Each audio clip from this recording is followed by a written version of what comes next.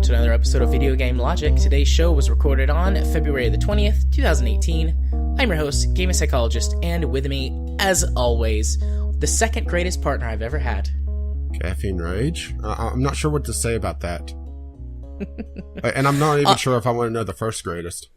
Well, the first greatest is obviously Katie.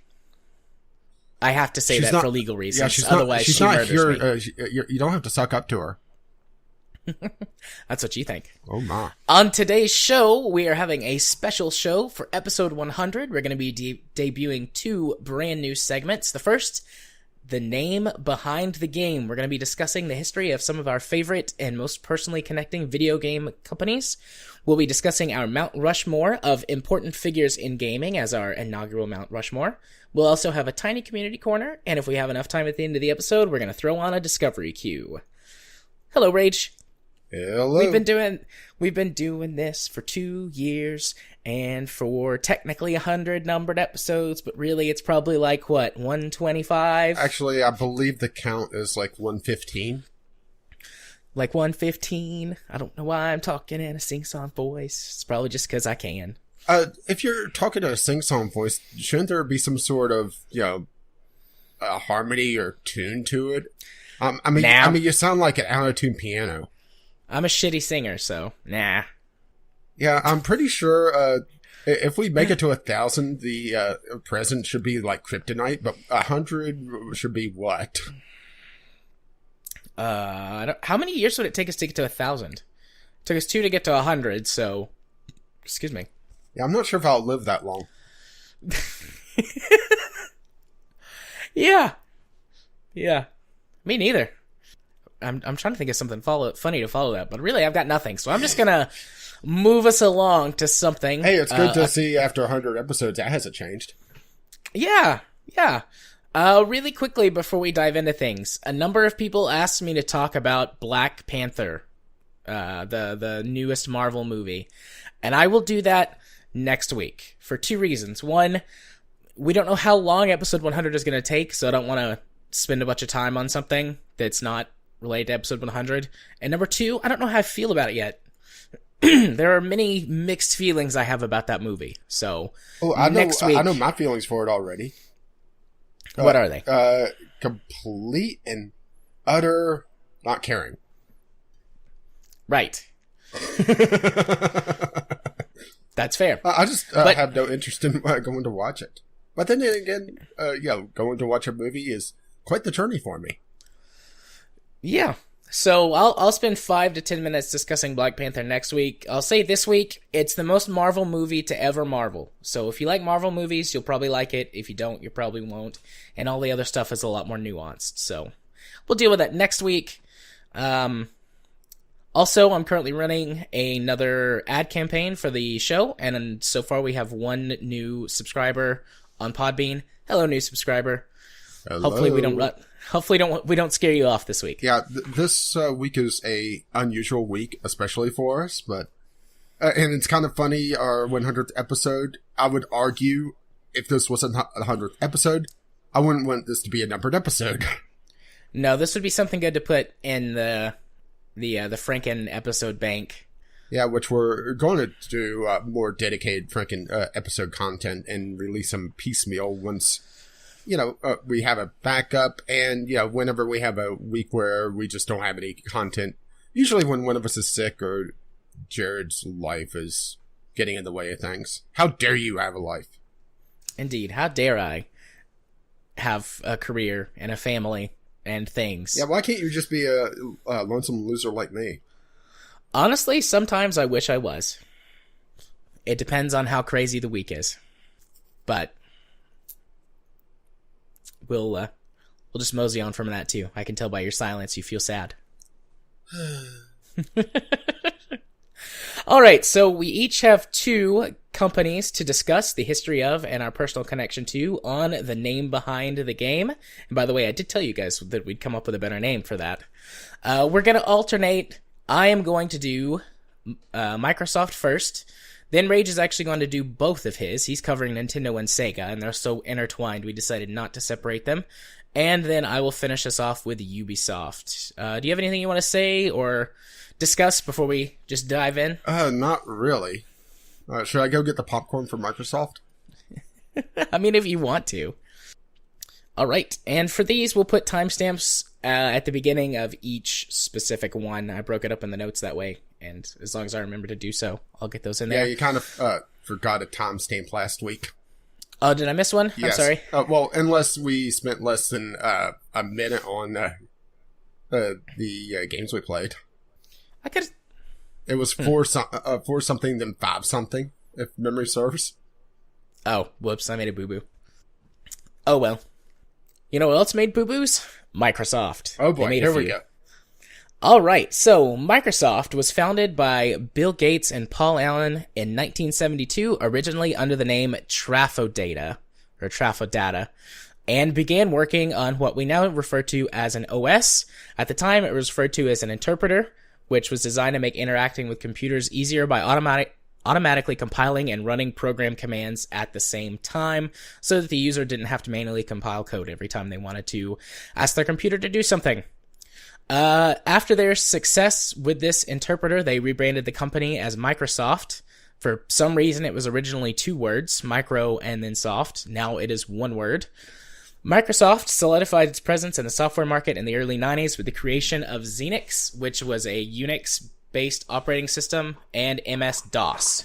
MS-DOS was the more popular of the two, and practically became ubiquitous in the mid to late 80s due to it being able to run a wide selection of software, and this solidified Microsoft's dominance in the early PC market.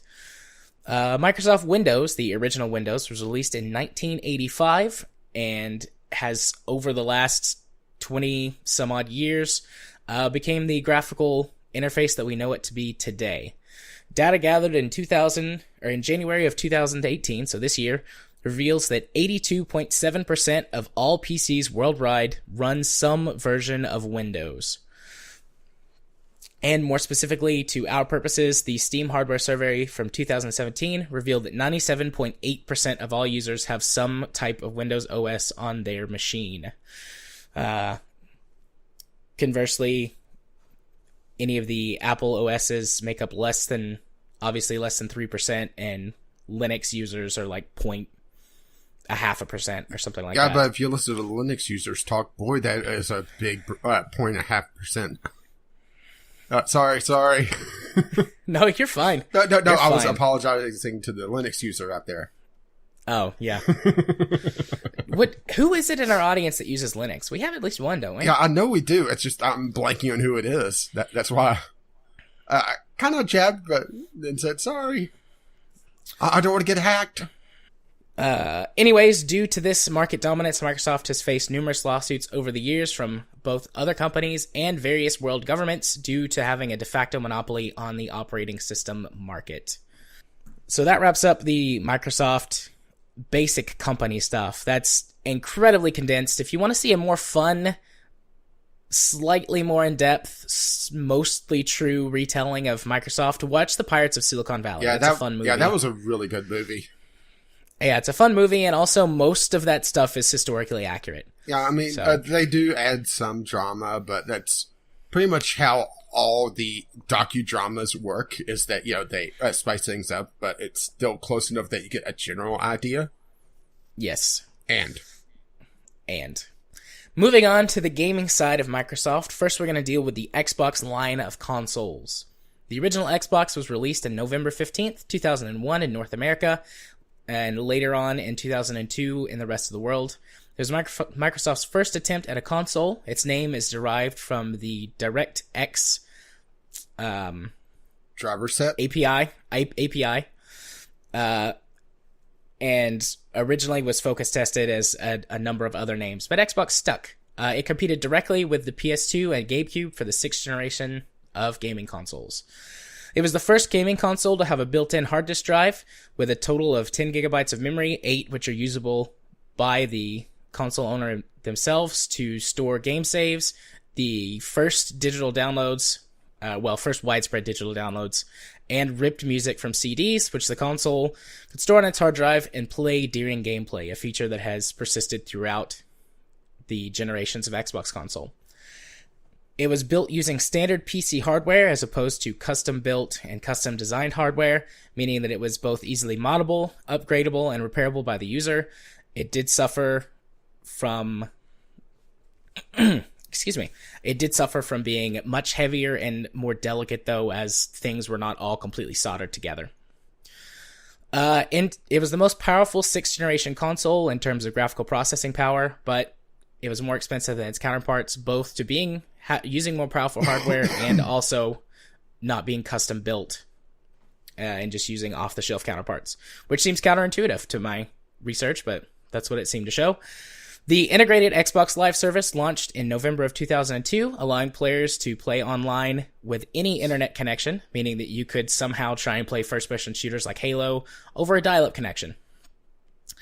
Xbox Live was a success compared to its counterparts due to having better servers, dedicated servers, having a friends list, originally known as the buddy list, and milestone titles like Halo 2, which released on it and kept the service alive, the old service, I should say, alive and running all the way up until 2012. Yep. I didn't actually write that down. I'm pulling that out of my ass. Yeah, didn't Halo 2 also keep the server or the original service alive for far longer than they planned because a bunch of people started playing it and wouldn't stop playing it, so the match kept going and going and going until the consoles eventually either died or power issues or that sort of thing.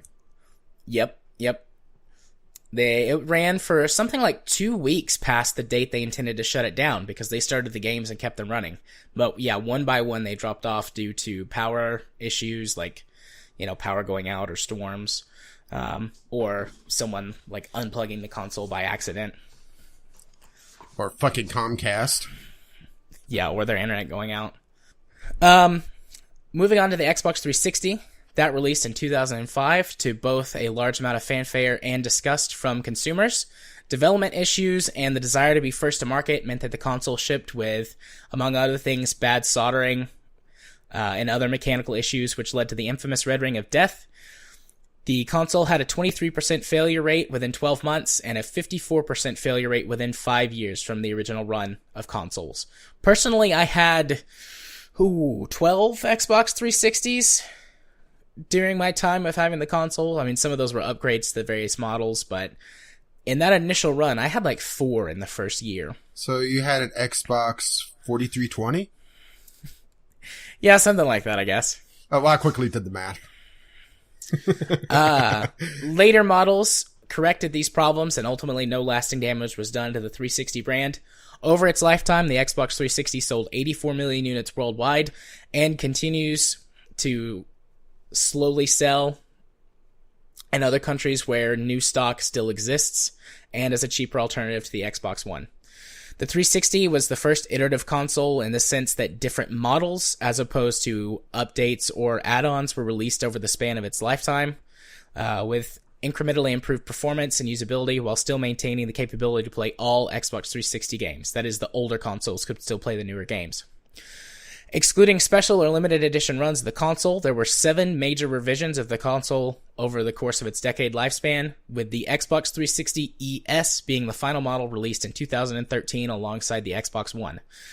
The 360 continued to be supported with software updates through the beginning of 2017 and can still be serviced and repaired by Microsoft until 2020. Additionally, the Xbox Live version for the 360 is still running and receiving regular updates with no shut-off date in sight or having been announced at any conference that we know of. The production of the console ended in late 2014, meaning that the console had a 9-year run as a manufacturing product and is the most dominant console from the 7th generation. Technically, the Wii did sell more units than I think any console ever, but it was this weird sort of lightning in a bottle amalgamation that just died after the initial sales. Nintendo managed to hook the customers with the Wii motion controls, and then shipped up an abysmal amount of games after the initial push. So excluding the Wii, the Xbox 360 was the dominant console of that generation. Although, getting slightly off track, the Wii U came out partway through that lifespan too, which complicates things. Moving on though, In an attempt to copy motion controls from the Wii, Microsoft released the Kinect, a full-body motion tracker that initially used a combination of infrared and a camera to track movements for both control of the console and for specific games. It also included voice commands for the same functionality. Overall, it was a huge flop due to the need for a huge space to utilize it, how finicky and unresponsive the camera was, and the $150 price tag. The Xbox One, released in late 2013, Microsoft called it the One because it was intended to be one device to manage your entire media center. It has both input and outputs on it, so that your cable box and other living room accessories can be plugged directly into it and controlled via the console. It has many built-in features that allow you to control these devices, with a big focus being on TV.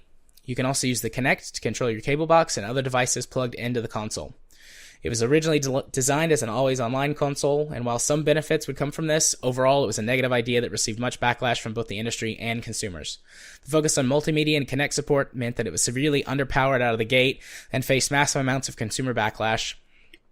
While now slowly closing the gap due to upgrades in the recently released Xbox One X, this backlash cost Don Matrick his job, and he was later replaced by Phil Spencer as the head of the Xbox division. The Xbox One X is the third iteration of the Xbox One in this console cycle, the Xbox One S being the second. The S was simply a smaller console with a slightly more powerful processor, while the Xbox One X is a massive improvement and overhaul of the system with a huge addition of power added. It's currently the most powerful gaming console on the market, with a similar raw GPU output to an AMD RX 480. The console streamlining process allows for performance outputs close to a GTX 1070. While it's too soon to tell how the Xbox One X will shake out, its first few months do appear promising, with older games getting graphical and frame rate boosts on more powerful hardware, and new games offering players choice between graphical fidelity, frame rate, or a balanced mode between the two. Excuse me, taking a sip there. As for the games, Microsoft has comparably few first-party titles compared to other console developers. It's published some under its Microsoft Game Studio, but even this list remains dwarfed by Nintendo, Sony, or other dedicated game developers. A few notable Microsoft titles are the Flight Simulator series, Age of Empires, Crimson Skies, the entire MechWarrior 4 saga, Freelancer, and most notably for Microsoft, the Halo franchise. As for these specific games, I think you all know how I feel about Freelancer and my extensive experience with it. I have a YouTube video dedicated to why I love Freelancer so much. As for Halo, Halo is credited as the series that put the Xbox on the map. It has 84 million copies of the franchise games have sold to date. 5 of the top 10 selling Xbox titles across all platforms are Halo games. And save for Halo Wars and Halo ODST, all games are in the top 10 selling games for that console which they initially released on. The Halo Remastered Collection and Halo 5 are both credited with saving the Xbox One from financial loss in 2004 and 2015 respectively, before the console could change direction to recover from its launch backlash and start to get more consoles in people's homes. Halo Combat Evolved was inducted into the Video Game Hall of Fame in 2017 as the 16th game on the list for meeting and exceeding these 4 criteria. Its icon status being widely recognized and remembered by a majority of gamers. Its longevity, as more than a passing fad, it has enjoyed popularity over a long period of time. It has geographical reach that meets the above criteria across international borders, and its influence, it has exerted a significant influence on the design and development of other games and on other forms of entertainment or popular culture and society in general. The Master Chief is considered to be a pop culture icon in combination or comparable in recognition to, and I swear to God I'm not making this up, this was in the article, Luke Skywalker, Frodo, or Spider-Man. Really? He is the first and only video game character to have a wax recreation made of him in Madame Tussauds Wax Museum. There have been some Warcraft characters that were inducted or that had wax busts made, but they technically went with the movie, the Warcraft movie. So he's technically the only one there. That's technically correct. Yes, he's technically the only video game character there, which I found fascinating because, you would think that Mario would be there, but Nope, no Mario. So that is an overall history of the company and the high points and the things that I think are the most important. As for my personal history with Microsoft, Oh Lord, the bulk of my gaming experience as a preteen and a teen, and even up through my college years, was with Microsoft. I did start on a Nintendo console, like I think most people did who grew up in the 90s. Nintendo or Sega maybe, but I did have a Super Nintendo. But once I got my first Xbox, once I actually played an Xbox for the first time, I was hooked for life. The first time I ever played an Xbox, I was on vacation with my family in South Carolina, I think. We used to go golfing a lot. And the hotel that we stayed at had a game lounge in the basement where that you could go and just get games off of their shelf and play. And they had an Xbox there. And my dad and I went down and played Halo. And I was hooked for life. As soon as we got back from that trip, I used all of my money that I had saved up from like birthdays and Christmases and stuff. Went to the store with my dad and bought an Xbox and Halo and some other games. And I was hooked for life. I've owned every single, well, not every single, but I've owned each of the mainline Xbox consoles. So the original Xbox, I had several versions of the Xbox 360. And I purchased the day one edition of the Xbox One X, or not X, sorry, just the Xbox One. It gets a little confusing, doesn't it, after a while? It does get confusing. Xbox is almost as bad at naming things as Nintendo. Maybe worse. It's hard to say sometimes. To be fair, Microsoft can't count. I mean, just look at the Windows iterations. Yeah. 3.195, 7, 8, 10. Yeah, they skipped Windows 9. I don't know where that is. Supposedly, there's actually an interesting history behind that. Supposedly, that's due to a potential compatibility problem with Windows 95 because the way Windows is identified in the files themselves, they were afraid that Windows 9, outside of the whole German Windows 9, Hi-yo.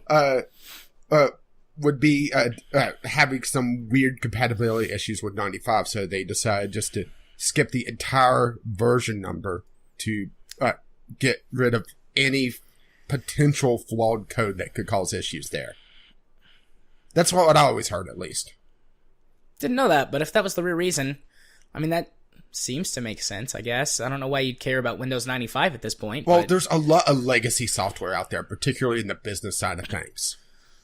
Oh, yeah. That makes sense. So, it getting installed on Windows 9 or what, would have been Windows 9, it could try to do some sort of weird compatibility mode with 95, and then just things go to shit. To be fair, right. Windows 10 typically does go to shit anyway, unless you're very, very careful with it. Sometimes even when you're very careful with it. Mm-hmm. But yeah, so I've owned every mainline Xbox console, which granted there's only 3, but still, that's 3 consoles that I've purchased. Like I said earlier, I had something like 14 Xbox 360s. Part of those were due to Red Ring of Death, and part of them was, I was working when all of those versions of the 360 came out, because I was in high school and then later in college, and they'd release like a new special edition or an upgrade, and I'd be like, yeah, I'll buy that, because you could just transfer everything from one Xbox to the other using Xbox Live. And you could do that as many times as you wanted. So I would just buy a new console, transfer all my stuff, and then sell it. Or in high school, I would just keep them, because we would have LAN parties, and I had 4 TVs that I acquired over the years, and then at one point I did have 4 Xbox 360s, so that everyone could just come and bring their controller, and we'd play games, mostly Gears of War and Halo, because that's what you played on Xbox. There were a number of obscure titles on Xbox 360 that I played as well. One of them, which I talked about a couple of episodes ago, with Lost Odyssey. Blade Storm, which I mentioned to you before we started recording, was originally an Xbox 360 release. So I have a lot of experience during that period of my life playing Xbox. I had a PlayStation 2 as well, but I never bought a PS3 because I was an Xbox kid. I had an Xbox. So I probably have spent in my lifetime $15,000 to $20,000 on Xbox related things, consoles, controllers, games. I mean, that's over the years, but yeah, looking back on that, I wish I hadn't spent as much money, but I was single or, in high school and early college relationships. So, it was all bullshit. I didn't have a responsible handle on how to really save money. So I just spent on stuff all the time, and I was a gamer, so that's what I spent a bunch of money on. My favorite purchase that I ever had, though, and the only reason that I want to buy one of the custom Elite controllers that you can get now is there used to be a lot of fun colors that you could buy controllers in, and I had pink Xbox 360 controllers. Ah, yeah. Yeah. I see where you're going. Yeah, I see where you're going with this. So, unfortunately, I mean, they died, and you couldn't get the pink ones anymore, so I just stuck to the white and black ones. At least with that attitude. For a while, you could only get black Xbox One controllers, but now you can get them in some colors, or you can do the custom paint jobs for the Elite controller. But, I mean, there's the better part of 15 years now. Let's see. Yeah, the better part of 15 years, I was pretty much primarily, if not exclusively, an Xbox gamer. And only in the last couple of years have I really gotten into PC gaming. Welcome to the master race, brother. I had some PC games before that, but it was mostly just the stuff that you couldn't get on Xbox that really only worked on PC, like World of Warcraft, EVE Online, and a few RTS games, primarily the Red Alert series, but a couple others. And otherwise, I played Xbox games. So, God, so many years, so many memories. I was one of the first people. Well, at one point in time, I was in Gears of War. I was in the top 100 for a couple of their leaderboards for different game modes. I was in the top 100 for execution, and I was in the top 10 for the assassination game mode. And I went to a couple of tournaments, like local, regional tournaments, and we actually won. That was cool. I went to a bunch of Halo tournaments, but Halo was much more popular, and there were a lot more better players than me. So in other words, you got stomped. I did. I still was able to pretty reliably place in like the top 10 at local stuff. I won a couple of like really local, like my local game shop when that was still a thing before they went out of business, would occasionally do tournaments to bring people in. I won one of those. That was pretty cool. When I was in high school, I was in our school's computer club, and I was in charge of doing like social events, and I did so many Halo tournaments. I've looked for them to try and post them. I used to make like these really, really shitty, almost like shitpost type posters to put up for the tournaments. That was a lot of fun. And we actually had like real prize money. Like there were entry fees, and whoever won got the prize money. I mean, it was never a lot. It was like, $25 or $30, but when you're like a freshman in high school, that can be a lot of money for you. Yeah. I just have so many memories tied to Xbox and Microsoft through gaming. Most of my, adolescence was spent playing these games. But I think for now that's enough. I could go on for forever kind of wandering aimlessly down memory lane. But I think for now, that's enough. For now. Because, yeah, this is going to be a long one. So, shall I take over? Because I don't really have any questions about Microsoft. I know a fair amount of what you talked about. Yeah. I never had an Xbox console at all. The closest I've ever had was the 360 controller, which, with how Microsoft eventually started porting their titles, for the most part, I mean, Halo is still the odd one out in that list. Most of them are at least partly available on PC, so there was never a reason for me to jump ship. Yeah. Microsoft, for most of their lifetime, has been pretty good about having games on PC and console. There was a stint there during the Xbox 360 days where that a lot of games only stayed on the console. Like, once they got ahead in the console race, because for the first 6 or 7 years of that generation, aside from the Wii's launch, the Xbox was king. it took a long time for Sony to catch up, and they still are behind in terms of numbers sold. They closed the gap a lot, but they're still 5 or 6 million units behind Xbox. And during that time period where they were king, they didn't bring as many other titles to PC. But now, aside from, I believe, the Halo series, any game that releases for the console, you can play on PC. So, you never really had a reason to jump ship unless you were kind of in my boat. You know, you were a console gamer who wanted to, or, you know, who didn't really stray from that. I do have one question for you, and I was a little bit surprised at how powerful the Scorpio / Xbox One X really was, because I looked up some comparisons online. Well, this is also usually them targeting 30 FPS, not 60. Yeah. So that's saving them half the power. Well, depending on how that actually works, because it could not be half; it could be a different fraction, but still. Yeah, but still, I was surprised that it was putting out equal raw GPU power to an RX 480 or a GTX 980, like in that range, which is still a little bit behind the curve compared to the 1070 and the 1080. But I was but good luck finding them these days. Yeah, that's the thing. I've heard several PC-centric YouTube channels that I follow have been talking about, should you buy a gaming console if you're wanting to buy a new gaming PC, just because of the lack of availability of GPUs. And that's where I got that information on the One X. Honestly, right now, I've actually been looking at pre-made PCs, because right now it's kind of strange. We're in this weird place where it's like the late 90s, early 2000s, where the best bang for the buck, once again, is buying pre-made. Yeah, because they have the bulk company discount, plus they get first run at everything, as opposed to the consumer stuff, which is usually after what the big companies take. Yeah, just go in and immediately reformat the fucker. Yeah, reformat it, and I mean, you could do a little bit of customization too, but most pre-built PCs, about the only thing that's kind of iffy on them tends to be hard drives. Like, I would say the power supply. Oh yeah, power supply. Power supplies and hard disks instead of SSDs.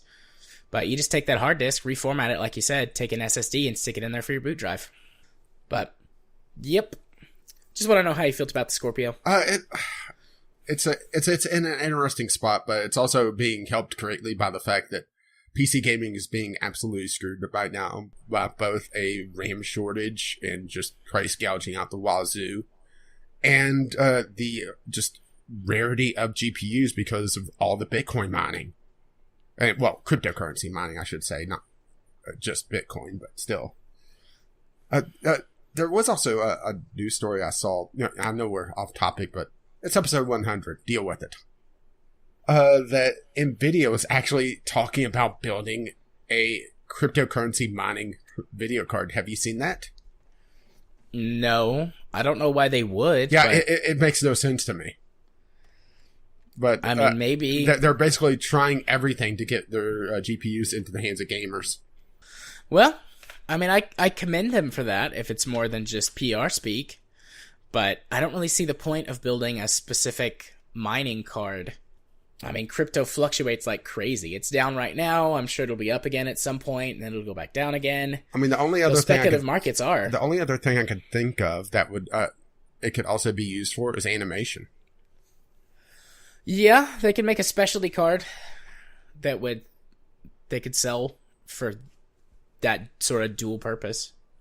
But anyway, we are way off track. So, shall we talk about Nintendo? Indeed. Go ahead and talk about Nintendo, Rach. Okay, Nintendo. Oh, as I hit the desk, as I roll up a little bit to get a little closer to the microphone. There'll be some interesting noises on Audacity. So, Nintendo was founded in 1889. It is 128 years old as of this year. Which, I knew it was old. You knew it was old, but I think that's a fact that a lot of gamers don't realize just how ancient Nintendo is. And that's a little surprising to a lot of people. It was founded in 1889 by Fujiko Yamachi. I'm going to be butchering Japanese names left and right here, okay? So deal with it. And they've gone through multiple phases throughout the years to the point where I would argue that you could call Nintendo a series of 3, maybe 4 different companies, because they've wildly shifted their focuses.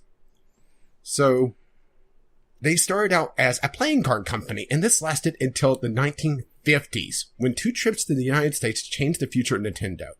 A visit to Disney, of all people, to license their characters for playing cards, gave the then CEO of Nintendo, the grandson of the founder, Hiroshi Yamauchi, a taste of a bigger entertainment sector, and he was also able to see just how small and lean the top manufacturer of playing cards in the United States, the United States Playing Card Company, was at the time. At the time, Nintendo had this absolutely massive operation going with a few hundred people. In the United States, that was handled by about a dozen or so people. And he saw just the overhead that Nintendo was having to deal with. Granted, they also had a lot better quality, but he saw that there was going to be a severe limitation in the future for playing cards. And it made him feel like he was going to have to change the scope of his company. So in 1963, Yamauchi renamed Nintendo Playing Card Company, the name that they started with, to Nintendo Company Limited, and started various ventures to try to diversify their market. These included everything from instant rice, taxis, and even love hotels. Oh my. You did know about that, right? No, I didn't. Yeah, Nintendo actually had a chain of love hotels for a while. And according to rumors, the biggest user of their love hotels was the CEO himself, a married man. So, yeah, Nintendo has quite the seedy history. But most of these either saw no or very limited success. And after an absolute crash in their profits following the drop in playing cards sales after the Tokyo Olympics in 1964, they were having very, very severe problems, to the point where their stock, in modern terms, price-wise, was somewhere in the ballpark of 15 to 20 cents per share. I mean, they just absolutely tanked. But their big break came in 1966, or I should say the first of their big breaks, when they changed focus again. They tasked a line engineer that was working on maintaining the card assembly lines, Gunpei Yokoi, which, if you recognize that name, he would later go on to be the father of the Game Boy. And they wanted him to create, in their words, something great. Well, he just happened to have something great. He was a little bit of a tinkerer, as you may imagine. I mean, he was an inventor. So he presented a toy that he had built in his spare time called the Ultra Hand. If you ever seen Looney Tunes where the hands on this long sort of spring that shoot out, you know what I'm talking about? Yes. He basically built a real-life version of that in the 60s. And the CEOs absolutely loved it. And it went on to sell, I think it was 500,000 versions of it, which in Japan is absolutely massive. And it was just an absolute smash hit. And it caused Nintendo to shift focus into the toy business. So we've gone from playing cards to instant rice, taxis, and love hotels, along with some other ventures in that time, to toys now. I knew that Nintendo made toys at one point. Yeah. So they went through a rather long list of toys, slowly shifting into electronic toys in the late 60s and early 70s. But they made everything from light gun games, love testers, which was pretty much just testing the connectivity between people, if you know what I mean, and remote control cars. So, quite still schizophrenic. Well, their first major break into video games came when they secured the distribution rights to the Magnavox Odyssey. Nintendo then began to work on their own hardware after getting a taste of video game success with the distribution of that console. And they started making a series of dedicated consoles, as in game consoles that had their games hardwired into them. Think essentially Pong boxes, even though they had a couple of racing games, and I think there was a light gun game in there as well as to mix things up. So they slowly were shifting further and further into video games. And in 1979, after watching a commuter on a train touring around with a LCD calculator, Gunpei Yokoi once again came up with the idea of portable games. The first of which was the Game & Watch, a series of LCD games that was once again a massive hit. There was 60 different versions of these dedicated games that also served as alarm clocks. This was also the birthplace of the modern D-pad. So that gives you an idea as to how old the D-pad is, huh? Yep. I've played quite a few Game & Watch. Yeah, I never got to play before. much of the Game & Watch. I saw a couple of the watch versions of it, not the clamshell, I think Nintendo DS version. Matter of fact, that's almost an allusion to the Game & Watch, that just typical build of that handheld device. But Nintendo loved the D-pad so much that it actually patented the damn thing, and that's why we didn't see a decent D-pad on consoles outside the Nintendo consoles for a very, very long time. Because the best D-pad was patented. So, finally, they wanted to get into a full console market with interchangeable games. The Famicom, or Family Computer, on July 15th, 1983, and remember that date, by the way, was released, and they brought ports of their arcade titles. Up until this point, they have been also working in the arcade side of things, which it still continues to be very big in Japan. And it was an absolute hit, with sales starting strong in Nintendo. Nintendo saw strong sales in Japan, and they started looking towards other markets, and they saw the North American market, which was just absolutely decimated in 1983 following the major market crash that Atari caused. They saw this as an opportunity, so they started shipping their console there, originally under the name, hang on, let me find it here because I'm a little out of sync with my notes, the Advanced Visual Unit, at the 1984 CES, and it just flopped. They tried to market it as a computer. It looks absolutely nothing like the Nintendo Entertainment System. It had a cassette drive. It had a keyboard. It had wireless joysticks. They only showed it once at this trade show, and it did so poorly that they went completely back to the drawing board for a complete refocus on their console. They decided to focus on the gaming side of things, because that was their strength, and they had their arcade lineage back in Japan. So they stripped down the console, got rid of the keyboard, got rid of all the multimedia creation functions, because it was also a media creation tool, music and that sort of thing, and focused squarely on games. But they had a problem. The market in North America was absolutely fucking toxic to the words video games, to the point that Nintendo couldn't even call their games system a video game system, which is why it's an entertainment system. They didn't have cartridges, they had game packs. It was a marketing trick to try to warm people back to the idea of video games, because Atari just completely poisoned the well in North America. And at first, it was very, very slow. They saw a limited release in North America in 1985, or 1984, sorry. 85 was the countrywide release. And they had an uphill battle the entire way. They had malls, which would allow them in, but only if they brought a celebrity, and then they would refuse to allow them to show the console because they only wanted the celebrity endorsement for the mall.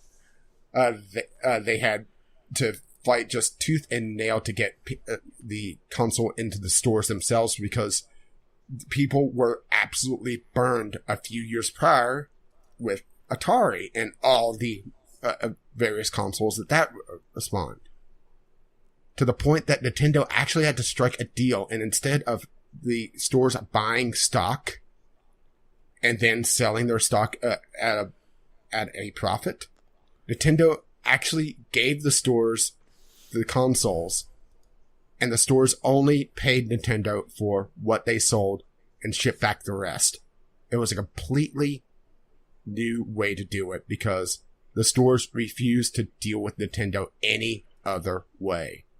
And it finally started to slowly work. Word of mouth and marketing started ratcheting up further and further and further. And by the time that 1985 hit for the countrywide release, the console was on fire. It was selling like crazy. And the decade of Mario quickly took off because of the pack-in cartridge. And that's really the end of my history with Nintendo, because this is where I kind of come in with the late 80s, early 90s. I had a Nintendo Entertainment System with Mario and fucking Duck Hunt and that goddamn dog. Super Smash Brothers proved me right, by the way. I knew that dog was not on my side. I knew he was with the Ducks, and it fucking proved it. I had a little bit of experience with consoles before that. The ColecoVision. I played a little bit of Atari. But the Nintendo was really something different back in the day. To the point where Mario became the face of gaming for, I would say, until about 2000, when Master Chief started to take over a bit of that role. I mean, it's not to say Mario's obscure by any means, but he's not as important as a figure as he once was. It's just staggering, the change of the market, looking back at just how much Nintendo had to fight to even get into the stores. Any questions so far? So far, no. I mean, I find the history of Nintendo fascinating that I was unaware of. But yeah, and this is... surprisingly, I knew a good chunk of that. Yeah, this is also speaking in very broad strokes. I mean, I'm cutting out a fair amount of their arcade days, for example, because there was not a lot to talk about there outside of their slow build-up. And I could go more into the just how schizophrenic they were in the 60s, trying to really find something else outside of playing cards before they got into toys, because there was a fair amount of there. But yeah, instant race taxis and love hotels is probably the highlights of that. Yeah, definitely. They also had a TV company at one point. Okay, didn't know that either. Yeah, that failed as well, by the way. I was going to say, I've never heard of Nintendo TV, so I would suspect so. Yeah, and Nintendo solved the problem of the game crash actually surprisingly well. And that's part of the reason why they were such a big success in the 80s and 90s, was that the video game crash, which it's something that we should probably do a complete separate thing on. It is kind of the Steam Direct problem right now, where there's just so much out there of poor quality that it was overwhelming the market. Add to the fact that anyone could build for an Atari system or the countless other consoles that was out there. Nintendo solved this through the lockout chip, and in order to build a game for Nintendo's system, you had to work through Nintendo, get the access through the lockout chip. You had to buy the cartridges through Nintendo, which factored in the royalty fees, which was also another way to generate revenue, because Atari didn't do this and missed out on a lot of potential royalties that modern gaming has. And Nintendo severely limited the market. Did you know that up until late in the NES lifetime, game companies were only allowed to release 5 games a year? No, but that might be a godsend at this point in time. Yeah, really. Granted, there was a couple companies that got around this by forming secondary companies. I think Konami was the big one that formed a secondary company to get another 5 games and also another revenue for cartridges, because Nintendo was also suffering from cartridge shortages, which was also why the cartridges were so fucking expensive back in the day. Each cartridge was between $5 and $18. That was the royalty fee to the companies. And Nintendo outright pissed off some of their developers, which comes into play a little bit later in my history with Sega, where they would try to fulfill orders, but they would only ship a quarter of the cartridges that were requested. It would outright refuse to give more cartridges because they didn't have them. So this is a good place to bring in Sega. Oh, and I never mentioned what Nintendo actually means, did I? No, you did not. What does Nintendo mean? Well, it's a rather fitting name for a trading card company or a playing card company. It means leave luck to heaven. That's pretty neat, actually. I like that. Kind of fitting. All right. So this is a good place to bring in Sega because the histories with both Nintendo and Sega are so closely tied, particularly in the 90s. So Sega, which also is short for something. You want to go ahead and say what that is? Well, Nintendo started life as standard games, which eventually became service games. Should I let you figure that one out? Does Sega stand for Standard Service Games? No, SEGA, Service Games. Oh, okay. So, all right. So they started life as standard games ran by three American businessmen out of Hawaii: Martin Baumley, Irving Baumley, his son, or they were a father and son team, and James Humbert. Well, they provided coin-operated entertainment to military bases. Seeing that it was the onset of World War II and an increase in servicemen would lead to a great demand for on-base entertainment. After the war, they sold the company, Standard Games, and established a new distribution company, Service Games, Sega for short. Then, in 1951, they hit a problem. The U.S. government started cracking down on slot machines, pinball machines, and other things associated with gambling and immoral behavior, with the Transport of Gambling Act, which outlawed slots and coin-operated devices in U.S. territories and in the United States proper. But Sega took this in stride and saw it as an opportunity. They shifted their market to Japan, setting up game rooms off-base for stationed servicemen and locals, and to fuel this, they bought confiscated machines from the U.S. government and shipped them to Japan. Talk about fucking smart, huh? Yeah. They probably got them cheap, too. Yeah. I mean, dirt cheap if they bought them in auction. By the pallet or, however you want to call it. So, in Japan, Sega came into contact with Dave Rosen of Rosen Rosen Enterprises. And much like Sega, he was an expat working in Japan in the coin-operated photo booths and various arcade machines. And seeing strength and working together, the two companies merged, keeping the name Sega.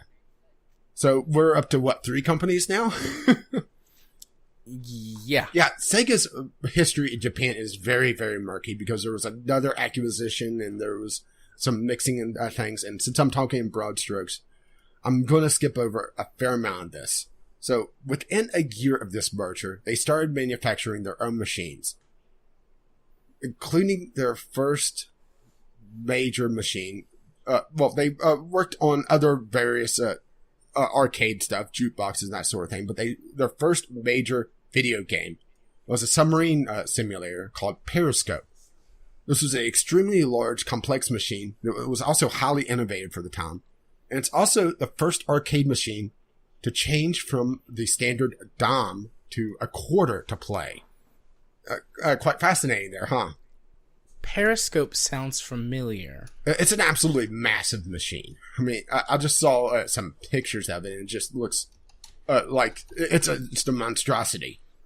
Sorry, I'm looking this up. So, throughout the 70s was a golden age of arcade titles for Sega, which bolstered their position in Japan. They produced their first stereoscopic 3D game, Sub-Rock 3D, the first Laserdisc game, Astron Belt, which came out behind shoot, now I'm blanking on the name of the first one that was in the US, but it was the first one developed. But times weren't to last for Sega. Arcade sales started to fall as the home market started to rise up. And Sega looked to enter the home gaming market. During this time, they started to license their titles to Atari, but looked to do their own things. Enter the SG-1000, Sega's first attempt at the home console market, which released on July 15th, 1983. That didn't sound familiar? That's the exact fucking day the Famicom released. So, Nintendo and Sega has quite the star-crossed lover thing, don't they? If that's what you want to call the relationship, sure. I knew that they released in the same year when I was doing my research. I was just astounded that it was the same day in Japan. I mean, that's quite the thing. And things went okay for first, but the Famicom quickly started to outstep them. And with the sheer number of other consoles on the market at the time, it was just too much for Sega. They were left picking up the scraps from Nintendo.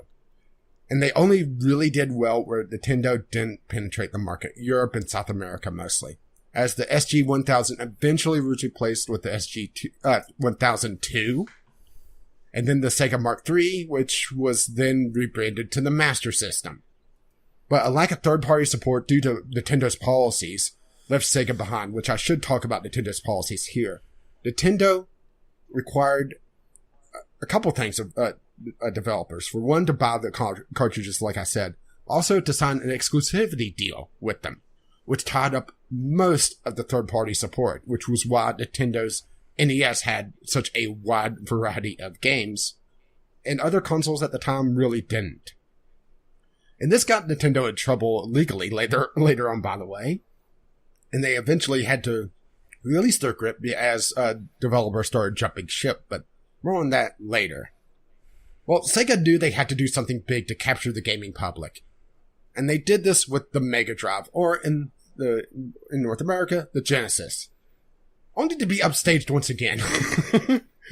They released on October 29th, 1988 in Japan, a few days after Super Mario Bros. 3 released, which drew a huge amount of attention from the gaming public. While it still sold well, they were unable to really make a dent in the market share for Nintendo. Many third-party developers were still tied up at Nintendo, and even though they lost out on this, and they even lost out on the 16-bit market in Japan, with NEC's PC Engine holding the market share there.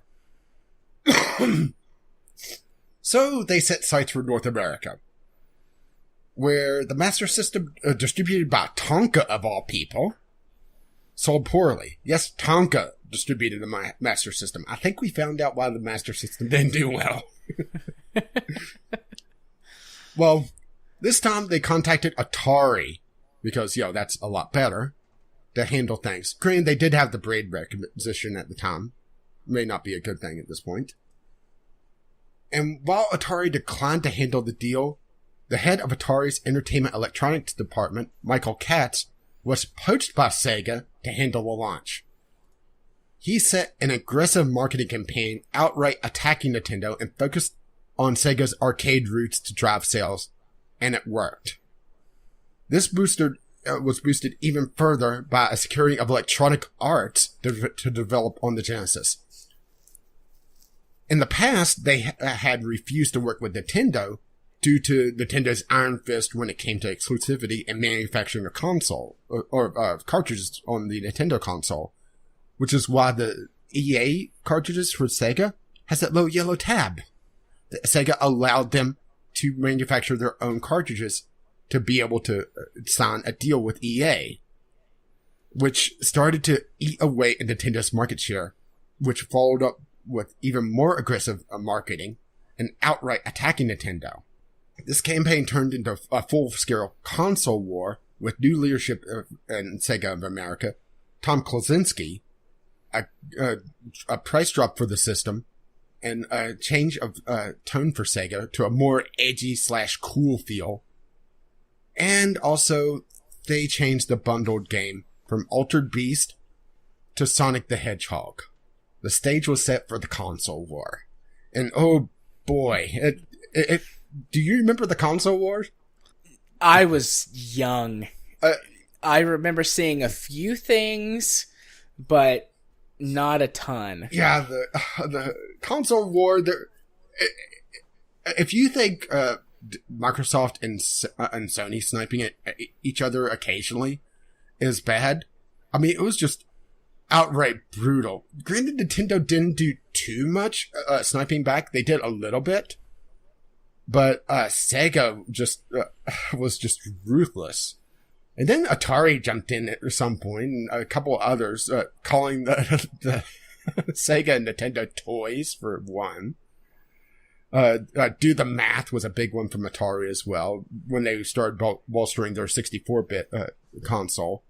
But it was just ruthless back and forth. And I eventually jumped ship to Sega, mostly due to the price of memory serves. And also, Sega had a wider range of games when I jumped on, because they had started to pull some of the third-party developers from Nintendo, because Nintendo has pissed them off so much.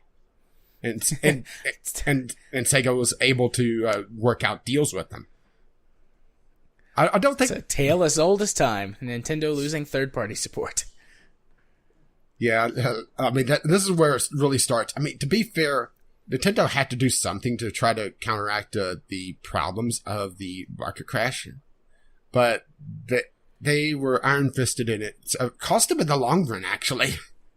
So I don't think there was really a winner or a loser of this particular generation. I think both consoles did well enough, and it was close to a 50-50 split towards the end of the console generation.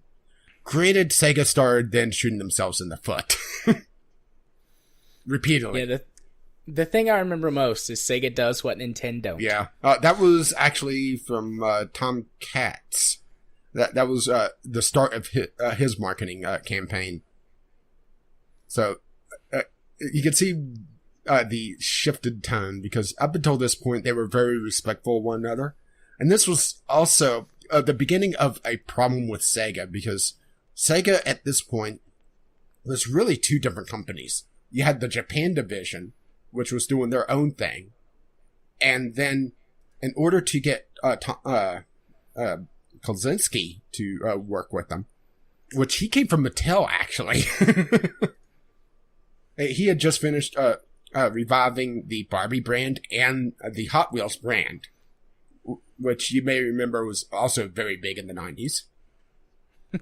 Yeah. I know which one of those you were more interested in, though.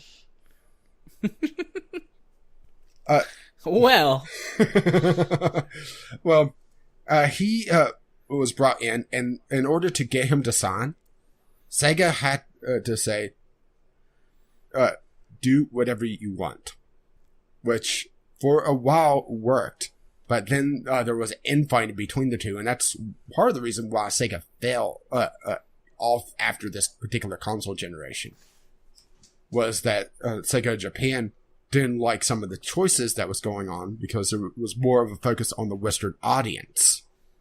But yeah, I remember the Sega Genesis rather fondly. There was just an amazing assortment of games. The Sega Genesis I actually got was the one with the pack-in 6-pack instead of just Sonic. I played Streets of Rage a lot, Golden Axe, a lot of beat-em-ups actually. There was a fair number of racing games that I played. I remember Super Hang-On for the Genesis, which was a updated port of Hang-On from their arcade days. It was just it was an amazing time, really, to be a gamer in general, at least in my opinion. Yeah, I was a Nintendo kid back in the day. Well, I jumped ship to the Genesis, but then I went back to the N64 afterwards because. Oh, well, let's talk a little. I don't have the actual notes; we're more in anecdotes still. But Sega really lost my trust towards the end of the Genesis period with the 32X and the CD, the Sega CD.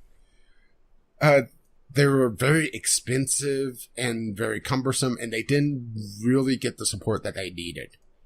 And they were more stopgaps to the next generation. The 32X and the Sega CD were essentially the Xbox One X of their day.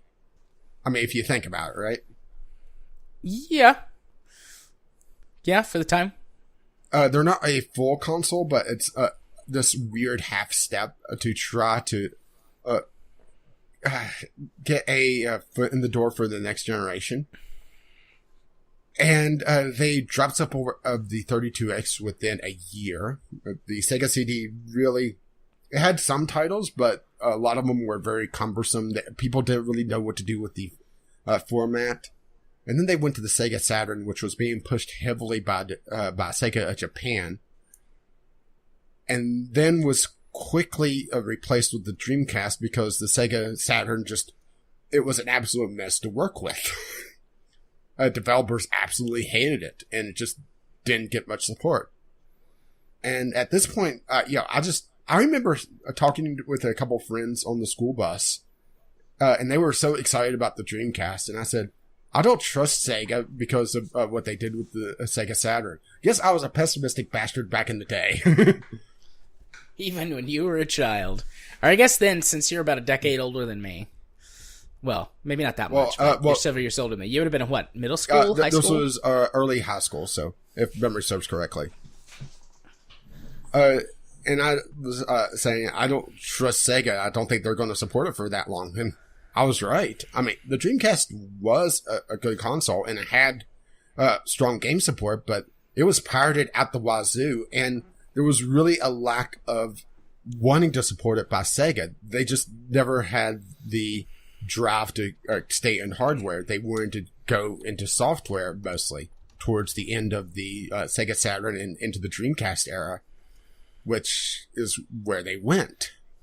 Yeah, I will say I remember playing a Sega Dreamcast. I didn't own one, but I can vividly remember playing this console and thinking, wow, this is something else. This is way better looking than the Nintendo 64, which was what I was mostly playing at the time. I at some point had a PS1, although that might have been my dad's, because he had a couple of consoles before he kind of gave up on gaming and just gave them to me. And this was better than a PS1, the Dreamcast. Yeah, I didn't have anything beyond the Genesis personally. I had a friend that had the Sega Saturn. He got it for Christmas the year before they canceled the support. He was pissed. I mean, the console wasn't that old. It had a 4-year lifespan between it and the Dreamcast. So it didn't last that long. But I went to the Nintendo 64 after the Sega Genesis. Did a bit of gaming there. Most of my time there was rentals, to be perfectly honest. I didn't own a lot of N64 games. To be fair, I live out in the middle of fucking nowhere, so, getting somewhere to buy games is a bit more difficult for me. Which is, really the reason I switched to PC was a lot easier to get titles just in general. But I have a lot of memories of GoldenEye, actually. Me and a few friends playing that together. Probably my most vivid memory of GoldenEye was there was this one kid in school that he thought he was hot shit, pretty much. One of those. Uh-huh. And he was talking about how he could beat me and two of my friends 3-on-1 in GoldenEye. We murdered him. Let's put it this way. We were so ruthless with him, he actually broke down crying. I was that hot shit kid for Halo when I was but you had the skills to back it up. I did. I kicked everyone's ass up until I got to high school and became friends with the one kid in the school who was better at Halo than me. Yeah, he was all mouth and no skill for a lot of things, but video games in particular. And it was fun. But, a lot of times staying up playing GoldenEye. I didn't have Mario myself. A friend absolutely loved Mario, but I just couldn't get into it. And this was really the time I fell off Mario, just in general. I actually played a lot of Harvest Moon 64. which probably says a lot about me. Did you ever play Body Harvest? I think I ran it at one point, but I don't have a lot of memories for it. That was one of my even renting N64 games, titles. Renting games was a lot closer, but it's would rack up a big price tag very quickly.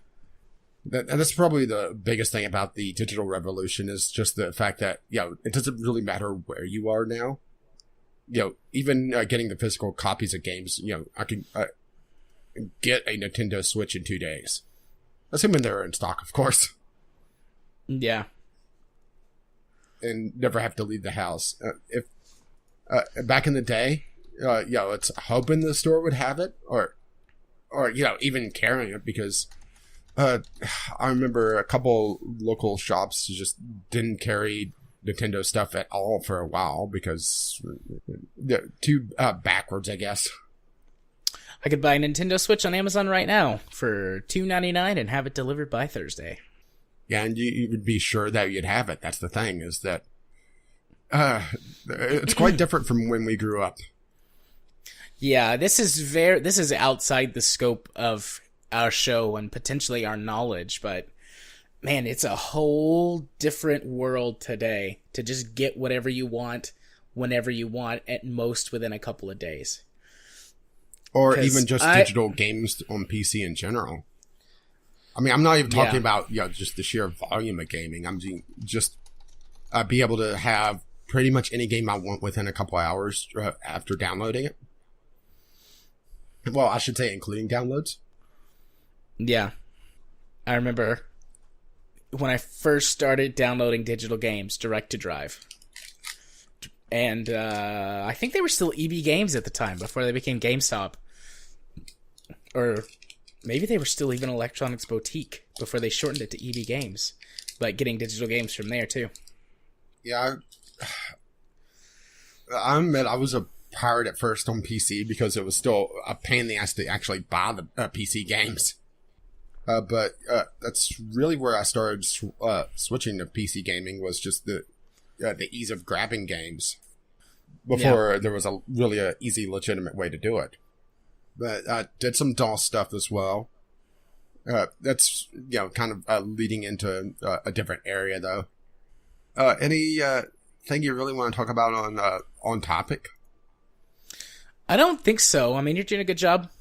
And yeah, Sega, it gets a little murky towards the middle just because there's like 2 acquisitions there that there's not a lot of info on. So I had to just kind of skip over them mostly. But pretty much the reason why Sega just had so much trouble was just infighting. It makes you wonder what would have happened if Sega Japan would have took the Western market more seriously.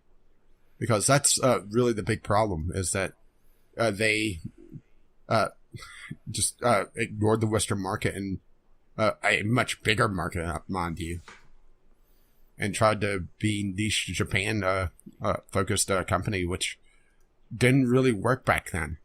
And there's also this thing where, Sega has in their history, they missed out on being able to essentially publish Nintendo 64 because at one point Klozinski wanted to switch the Sega Saturn to a more powerful chip, but it was based, I think it was in the US, but it was also going to be it wasn't part of Sega's dealing in Japan, so they skipped out on it, which was the processor of the Nintendo 64 and was a lot easier to work with than the Sega Saturn. All right, so that's one. There's this whole thing with Sony where they worked with both Nintendo and Sega at one point to try to build a CD add-on for the SNES and Sega Genesis. That failed, which eventually, well, let's put it this way. It was the Nintendo PlayStation. Huh, that sounds familiar. Indeed it does. Yeah, they missed out on the PlayStation. And at one point, Microsoft wanted to work with Sega. which in theory, they missed out on the Xbox. Because Microsoft was wanting to get into games in the late 90s, and they were looking to do a deal with Sega. And Sega Japan just said no. I mean, it's just astounding to think just how many times Sega shot themselves in the foot. Well, Japan as a whole... It's a very insular market and mindset. They're starting to change here in the last few years, but they're still pretty far behind the curve in that respect. Yeah, but just think how different the gaming scene would have been if Sega took even one of those deals. The processor for the Nintendo 64, which made it so easy to work with, or easier to work with, I should say, because it was still early 3D. Having the Sega CD be the PlayStation, which the PlayStation was just an absolute powerhouse when it came out, or working with working with Microsoft for an early Xbox prototype. I mean, it's just astounding. It would have been just a completely different landscape. And just imagine if there was still 4 companies in the console races having to deal with Sega in the mix as well, assuming that Sony wasn't still in the mix. Just a completely different landscape. Indeed. So, anything else, or is it your time again? No, I don't think I have anything else. So, and rounding out our list for the first ever name behind the game, we have Ubisoft, the second choice that I made. In March of 1986, 5 brothers of the Guillemot family founded Ubisoft in... Should you be speaking an outrageous accent? I have no idea how to pronounce this town name. Carentois, France. Yves Guillemot made deals with EA, Sierra Online, and Microprose in the same year to distribute Ubisoft's first games in France. Yves is the CEO of Ubisoft and is the sort of figurehead for the company out of the brothers. As far as I could tell, all 5 still work for or have top-level positions in Ubisoft proper. By the end of the 1980s, Ubisoft began expanding to other markets, including the United States, the United Kingdom, and Germany. By 1993, they had become the largest distributor of video games in France. In the early 1990s, Ubisoft initiated its in-house game development program, which led to the 1994 opening of a studio in Montreal, France, which later became their administrative and commercial head office. In 1996, Ubisoft became a publicly traded company. Ubisoft is credited with the creation of the Frag Dolls in 2004. Also, in 2004, Electronic Arts purchased 20% of the Ubisoft stock before that was halted, and as far as I can tell, they still own that 20% stock in Ubisoft. I actually did a little bit of research on that and couldn't find that whether or not EA had sold the stock or they had been bought back out or something like that. So, to the best of my knowledge, EA owns 20% of Ubisoft. Oh, well, that explains a few things. Yeah. Ubisoft currently has 39 offices and or subsidiaries spread across 20 countries, making them the second largest video game studio, with only Activision Blizzard being a larger studio with more subsidiary and development offices. They had 50-something, and then EA was third with, I believe, 32. Ubisoft earned $1.46 billion during the 2016 and 17 fiscal year, and they originally estimated to earn between 1.6 and 1.7 billion for the 2017-18 fiscal year. However, they've already passed that target, and the new estimate puts the fiscal earnings at around 2 billion. With the end of the fiscal year coming in just over a month, we'll see how they actually do on that goal. In 2009, Ubisoft purchased the Tom Clancy brand for $94 million, and it has gone on to be one of their most successful brands overall, earning the company roughly 10 times that amount in profits since 2009. In 2015, Vivendi began targeting Ubisoft for acquisition through a stock buyout, which lasted until the end of 2017. Oh, they finally fought it off? technically, sort of. The Guillemot family battled Vivendi by buying back millions of dollars worth of stock in the last couple of years in order to raise their controlling stake in the company and avoid losing it. In early 2018, Vivendi has ceased purchasing new stocks in Ubisoft, stating they never intended to buy out the company, Bullshit. only invested in what looked like a good opportunity to make money. It is believed that the Guillemot family purchased enough stock to make the Vivendi takeover prohibitively expensive due to French laws. And I looked up some of that. I am not a lawyer, but to the best of my knowledge, France requires that any company that buys or gains 30% of stock in another company is forced to attempt to do a legal takeover. And depending on how much stock other shareholders own of the company, that can lead to long, very prolonged legal battles.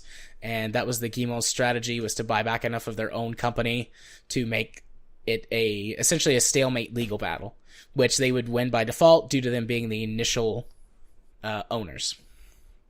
So in total, from the best that I could find out via research, EAA owns 20% of Ubisoft, Vivendi owns 27%, the Guillemot family owns 20%, with another 20% of stocks, or stockholders saying that they give control to the Guillemot family for their voting shares, with the remainder of the company owned and traded by the public and other corporate entities that don't have any real voting power. Uplay was initially released in 2010 for certain PC titles strictly as DRM. It was essentially a disaster, requiring a permanent internet connection to play games. If the internet connection was lost for even a moment, your game would stop working and force you back to the desktop and not allow you to continue, treating it as if you had pirated the copy. In July of 2012, it released as a service for console and PC, which users could sign up for and purchase games and receive deals through. It prevented many console titles from having all content unlocked unless you signed up for the service, by treating it like the pass code that games had for a while. Online pass? Meaning you had to... Yeah, the online... It was treated like an online pass for console games. It has evolved into the current Uplay client on PC, a service that is attempting to be a quote-unquote Steam for its own published games. Wait, that's evolved? Yes. It looks shinier than it used to. Oh. It's held in negative regard by the majority of users, being forced to play or to launch Ubisoft games through it, even if they're purchased on other platforms such as Steam.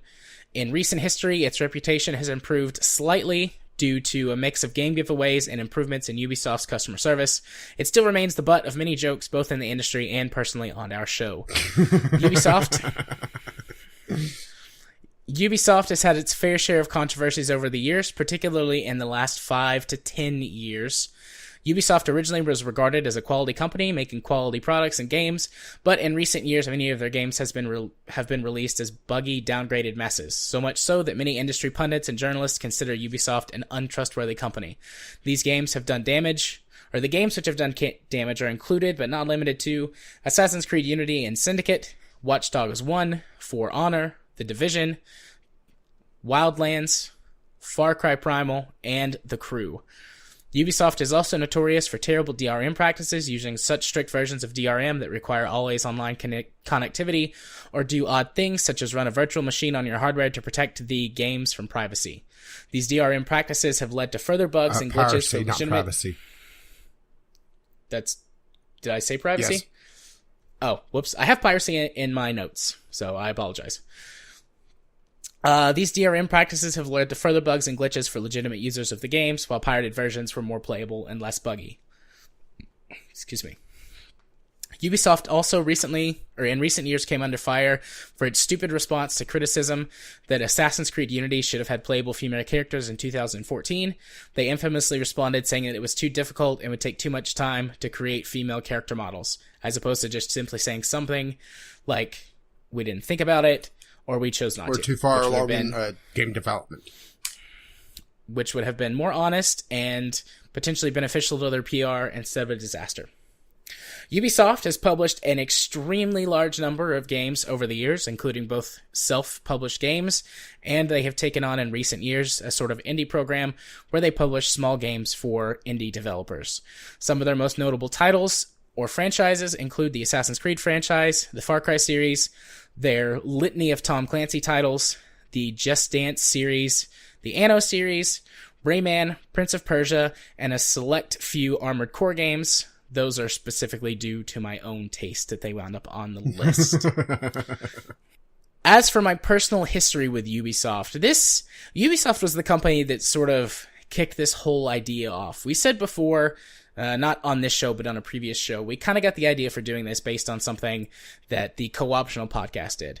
And Ubisoft was one of the games that they talked about, being a game that, despite all of its bullshit, it still makes games for gamers. That at its core, these games are interesting, fun, and while they have their formula, they do occasionally make, and in the past they have certainly made, great advances in game design and genre-setting trends.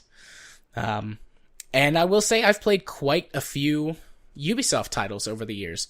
I played all of the Assassin's Creed titles up to Black Flag. I haven't played any of them since. That's when I swapped to PC gaming. And the Assassin's Creed games, the most recent ones on PC, have had way, way more issues than on the console because of late Ubisoft seems incapable of developing games for PC. Supposedly Origins had less problems than the previous two Assassin's Creed titles on PC, but as I haven't played any of them, I don't know if that's true or not. But aside from Assassin's Creed, I've played all of the Far Cry games up to Far Cry 4. I should say not including Far Cry 4, and then the ones since then. I've played quite a few Tom Clancy titles. Now, prior to 2009, Ubisoft did produce a number of Tom Clancy titles, but other developers did as well. But from Ubisoft, I've played both Tom Clancy Hawks games, the arcade flight combat games, sort of like Ace Combat. I have played The Division. I've played a number of Rainbow Six games, and also End War. I really liked End War. That is their voice-controlled real-time strategy game. Or I guess it's more of a real-time tactics game, because you enter a battle with your troops, and you can't get any more aside from what you've brought. There's no base building or anything like that, so it's more real-time tactics. But still, an excellent game, and one of the first games that, or one of the first things that got me into voice controls. I've also played some of their other games a little more, I would say, loosely, like Just Dance. I'm terrible at Just Dance, but the occasional, very rare party that I've been to where that's there, I'll usually have a couple of alcoholic beverages, and then a few rounds of Just Dance will ensue. Excuse me while I try to scrub my mind's eye for that. Yeah, it's pretty bad. I'm also a big fan of the Anno series. More recently, there's quite a few Anno games spanning back 15 or so years. But I've only played the two most recent ones. But I've enjoyed them quite a lot. And I'm looking forward to the next Anno game, which is 18... Is it 18 something or 17? It always equals 9. So... Yeah, it's one of the ones that's back during the Age of Sail. So I'm looking forward to that as coming out in the next year or two, as long as it's not filled with the more recent Ubisoft garbage of bugginess and microtransactions. But Ubisoft is one of the top third-party publishers in the world. Most people think of the big ones, or the most ubiquitous ones, as EA, Ubisoft, and in more recent years, Bethesda. And I've been a big fan of their games for a long time. I've been really disappointed in the last few years with what they've been putting out in terms of their bugginess and their downgrades. I did play Watch Dogs, the first one, and I really enjoyed that game. The storyline is less than memorable, but the moment-to-moment gameplay... person? Yeah, Blandy McBlandface and his bland niece. But the moment-to-moment gameplay is quite enjoyable, and that's what kept me coming back to that game. I didn't go for the second one, though, because now I'm a PC player, and the Watch Dogs series so far has had issues on PC, both with graphical downgrades and bugginess. So I have not gone for the second one. I might someday, but by the time I get around to playing it, it might be too late, essentially. And then Armored Core, I was surprised to find that Ubisoft has published several Armored Core games. So there's about a dozen Armored Core games in the series. Off the top of my head, I believe they have published 4. And Armored Core is a giant not a giant, it's an arcade mech combat game where you have some simple control over assembling your mech, different parts that have different base stats and different weapons. And then you fly your big stompy mech all over the place and blow stuff up in true... Think Gundam instead of Mech Warrior for the type of mechs that you have here. And it's a lot of fun. And I actually started playing that game on the original PlayStation when a friend brought it over. They were like spending the night or something at my house. And they brought it over and we played before we went to Bible school of all things. I was like, I don't know, 8 or 9. So I didn't really have a choice in that. But Ubisoft, I think, is a company that still makes games for gamers. They've gotten caught up in a lot of recent industry trends and in sort of this pushing the envelope for graphics and sales that many companies have gotten caught up in over the last decade or so. I still think that they try really hard to make games that gamers will enjoy. And they're just trying to figure out how to stack all of this extra monetization on top of that. And I'm not giving them a pass for that, but I still feel like they're trying compared to your EA or, well, specifically your EA, which is trying to just figure out how to get as much money out of people as possible. So much so that they screwed up one of the biggest franchises in the world, Star Wars. And brought down the rule of law in many countries on them. Indeed, they did. I mean, how do you fuck up Star Wars to the point where it doesn't sell? You be EA, that's how. Oh. So that's my personal history and a brief sort of company overview of Ubisoft. Ubisoft has obviously a lot less company history as Microsoft or Nintendo or Sega. They've not been at it as long, and they don't have a lot of stuff outside of just developing games. So, any questions about Ubisoft? Any thoughts? Not really. I mean, I made my jokes about Uplay earlier, didn't I? Yeah, you did, but I just thought I'd check. All right. Well, with that wraps up our first name behind the game segment. This, unless everyone just says that they hate it and they think we're stupid, this will become a semi-regular thing. Yeah, not we just probably on, won't do this particular genre. We'll have it more focused, or we'll focus on more. I would like to do more obscure stuff as well, but. I would too. The main reason that I picked Microsoft, like immediately, Microsoft was my first choice. I didn't have to think about it twice. Was just how many years I've spent in the Microsoft gaming ecosystem compared to other game companies and developers and things. Like, I'm super familiar with Microsoft. And then Ubisoft, I felt like I had to, based on the inspiration for this idea, where it came from. But beyond that, we both have a long list of companies that we'd like to talk about. Some of them large, some of them small. And I don't think, I don't know, we'll see. Maybe if it's like a really slow week. Yeah, but this requires a fair amount of research. But I don't think we'll be doing 2 each anymore. No. Just 1 each, probably. Because it was like 5 hours, 6 hours of prep and research time for both of these to get all this stuff ready for me. Yeah, mine wasn't quite as long, but mine also had everything rather neatly packed together. Then again, I also sat and watched a lot of videos as well, so maybe even longer.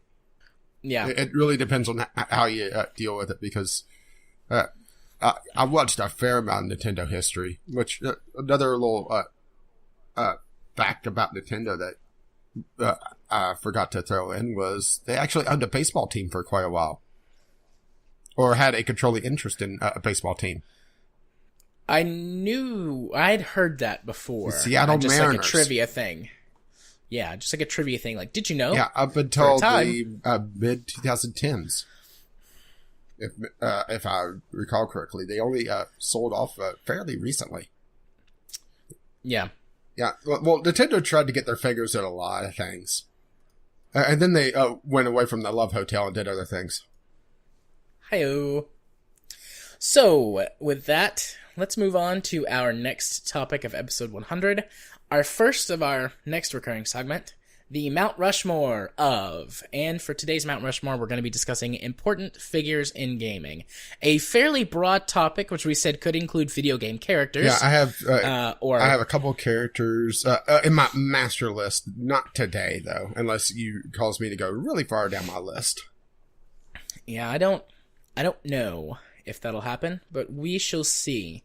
So, we each have a list of 4, and do you want to just go back and forth? Yeah, that sounds fun. Okay. You go first. Okay, so mine... this was someone I thought of pretty much instantly. I came up with 2 names pretty much instantly, and this is one. A lot of people hope to generate one iconic character in their lifetime.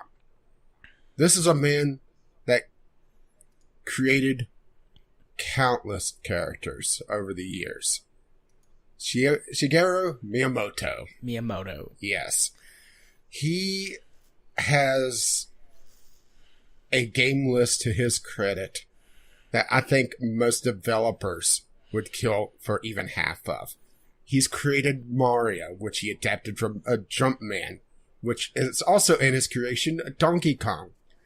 He created The Legend of Zelda, F-Zero, Star Fox, Metroid, Kirby, Pikmin. He's been a driving force in Nintendo since the late 70s when he pulled their ass out of fire by refitting arcade cabinets for their game Radar Scope that didn't sell all that well because they took too long to publish the game, and created Donkey Kong out of those scraps. He has created the face of 80s and 90s gaming and is still a driving force of a gaming to this day. I can think of no one to be the first person I can think of. Well, obviously, but yeah, I can think of no one more important to the gaming scene as a whole, because Mario was really what pushed Nintendo in the North American market. Yeah. Shigeru Miyamoto was on my list, my big list, and I was pretty sure that you would pick him. So I decided not to put him on my Mount Rushmore, only because I was pretty positive you were going to pick him. And Shigeru Miyamoto was the first that popped into my head when we sat down and started talking about this. Because he's one of the big faces of gaming that people are likely to know who he is. He is so important that there's this fact about when I was researching him to get a little bit more info. One thing that popped up was that Nintendo actually doesn't allow him to bicycle to work anymore. They force him to go by car because he is so important to the company. Which, considering what happened to one of their engineers back in the day, or after he left the company, I could see why they're a little concerned. Right. Yeah. He's a treasure for video games. One of only a few developers, I would say creators. I don't exactly know what you'd call creators. Okay, one of only a few creators who is on a short list of like most recognizable names. You know, you've got Shigeru Miyamoto, Hideo Kojima, your 2 Johns, that is Romero and Carmack. And beyond that, I think most people are not going to be able to recognize anybody else that you would say. Maybe Notch, but I bet a lot of people don't know Notch's real name. So, that's like the short list of people that everybody would know. Miyamoto is just, well, like I said, he helped revitalize gaming in North America. It's hard to imagine gaming in the 80s and 90s without Mario. Yeah. And even before that, Indeed. Donkey Kong. And all his it's hard other to imagine. creations. Like I said, he just has this incredible list. Yeah, well, it's even today, it's hard to imagine gaming without Mario. Mario is still probably the most recognizable video game character of all time. You've got a couple that have gotten up there and are working their way towards the top, but I bet Mario, by far, is still number 1.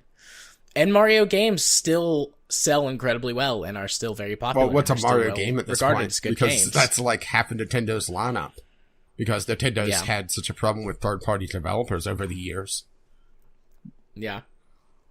But it's just he's had his fingers in a lot of what Nintendo's worked on. He was a producer for Pokemon back in the day. The Pokemans. Yeah, the Pokemans. I mean, I had some of them Pokemans. yeah, I played the first couple generations of that, so it's just I can think of no one more important to put on first. Indeed. My first figure in gaming that I put on my Mount Rushmore is a video game character, and it is the Master Chief. You did say that this would be a good one for me when I was trying to figure out exactly. Yeah, I was trying to. What you I was meant. trying to give you an idea of what we had several different ideas for the Rushmore immediately, but I wanted to do also a more general gaming and a general idea of gaming, and to really give you an idea of what I was talking about. I gave you your first one, obviously. Yeah, and I really couldn't, because I figured you were going to pick Shigeru Miyamoto, and yeah, I wonder how many of my other four you know immediately. We'll find out, but I figured, you know, who's the next most important one to me, and I thought back to my history of gaming with Microsoft, and yes, you had suggested this, but I thought there could be no better character, no better figure to put at the top of my list than the Master Chief, because, as I stated discussing my Microsoft history, the Halo games, with Master Chief being the main playable character, the poster boy of the Halo games, being the one leading the charge. Halo put Microsoft on the map.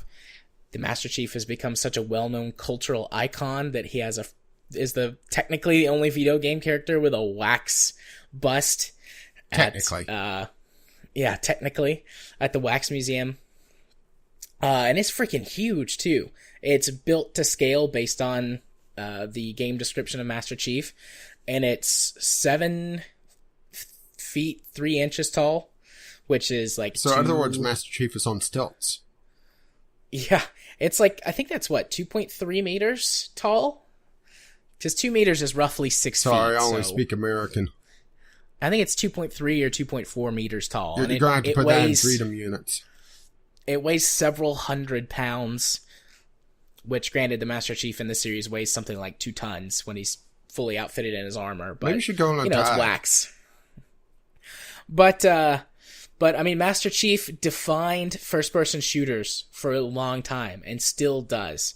The Space Marine cliche, while it's a cliche now, the Master Chief started that, and wasn't that really more grow. Warhammer before that? Or you mean in video games? I mean in video games. I wanted to clarify that. I would say the Space Marine cliche. But it is, and in the Halo series, is still taken very seriously.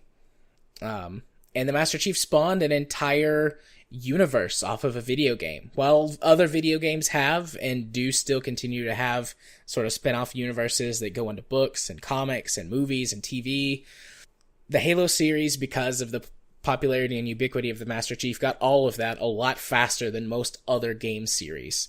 The only other serious competitor I can think to the Halo universe is the Warcraft universe, which got over a decade head start on Halo, yet because of the popularity of that, the Halo universe is as large, if not larger, with more games, more books, and more comics, as well as multiple movies, a couple of feature-length anime films, as well as the shorts.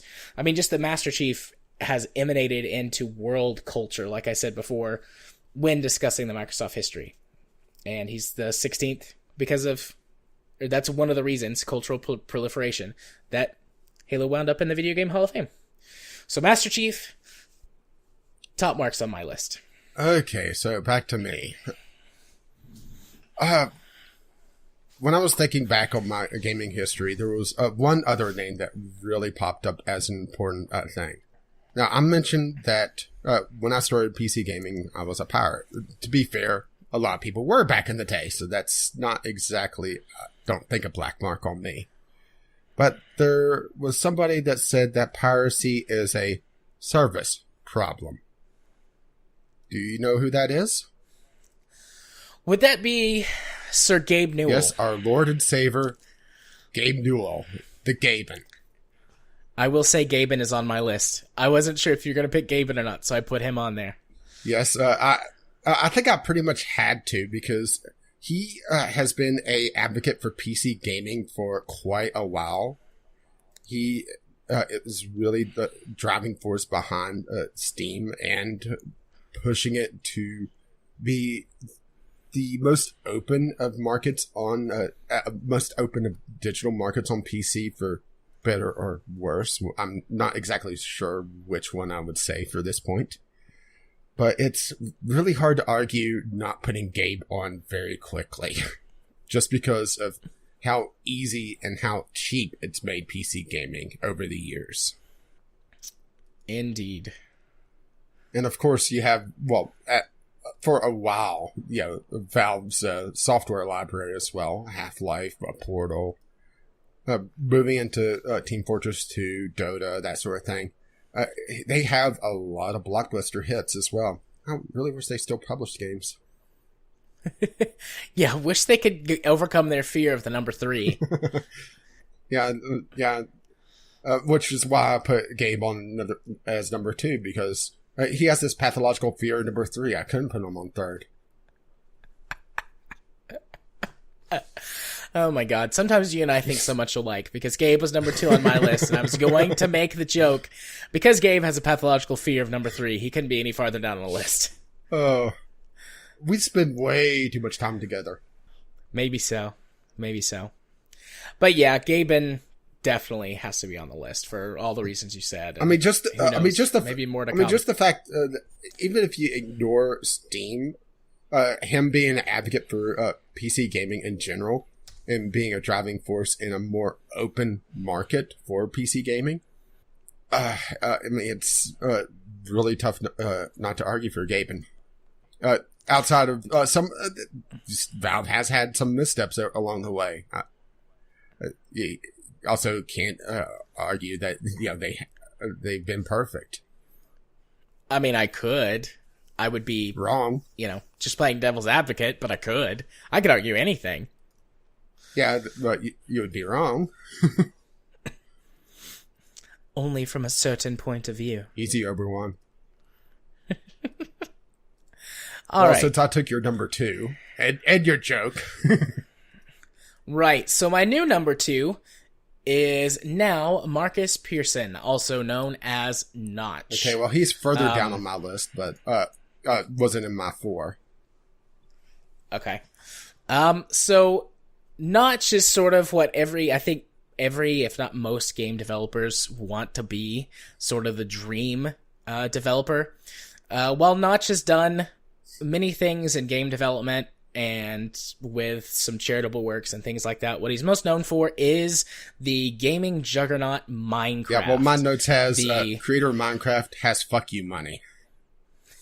Yeah, he's got seriously fuck you money. And the main reason that I say he's sort of what most devs probably dream to be is he comes from basically nothing, not nothing, but he's just your average guy who puts together a game as just like a little pet project, and within a few years, it's the biggest thing in the industry, and then within a few more years, his company gets bought out by Microsoft for like $2 billion.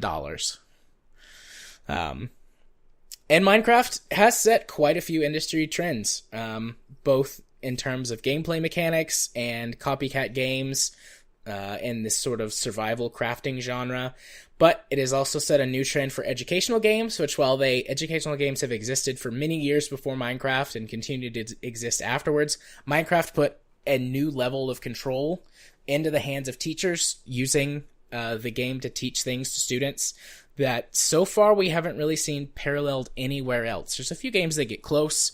The newest Assassin's Creed game has got a sort of a history mode that teachers can use to teach Egyptian history, and KSP has got its education mode designed to be used for like engineering classes and things like that. But in Minecraft, you can build anything, you can do anything to show all kinds of stuff. When we talked about education games in Minecraft, we looked at classes using it for biology, showing blown up interactive versions of the human eye, using it to teach programming with the basic programming that can be done in the game using the redstone blocks, which effectively serve as electrical circuits. And I mean, Minecraft is ubiquitous. It still continues to be popular to this day on YouTube and across every single platform in existence, pretty much. It's on Sony platforms, Microsoft platforms, mobile devices, including phones and tablets. It's on PC, it's on Nintendo devices. If it exists, you can probably get Minecraft on it. And it still continues to sell ridiculously crazy amounts of copies. I didn't think to look at the number of copies that Minecraft has sold. Do you have that, or should I look it up really quickly? I don't have that handy. Notch was pretty far down my list, so I didn't grab sales numbers, but it's just an absurd amount. Minecraft is one of those games that really put indie gaming on the map, that showed that you don't need to have a major publisher to be a smash hit. Created some of that is also driven by YouTube and Twitch, and showing these alternative marketing schemes, putting your game in the hands of Let's Players and having a game that is more open, that allows people to create their own stories, their own universes, can work and be successful as this abstract thing. Still looking up numbers? Indeed. It was over 100 million copies sold in 2014. Yeah, I would imagine it's far more now. And he got fuck you money from Microsoft, so. All right, Microsoft, or as of October 2017, Minecraft has sold over 121 million copies across all platforms and doesn't appear to be slowing down anytime soon. So, that is insane. So, all right. What's your number 3? Okay. Unless you have something else to add. Not really. So, let's get fucking obscure. I'm going to give you the name. I'm not going to give you any preference. Any preamble. And I want you to see if you know this name. Ralph H. Baer. Yes. You Ralph actually Baer is on my list. You actually have that. I'm impressed. He is the grandfather of video games. He was an inventor that saw televisions as a way to build an entertainment platform outside of broadcasting. And his invention, the brown box, in 1967, which eventually became the Magnavox Odyssey, is considered to be the first gaming console, period.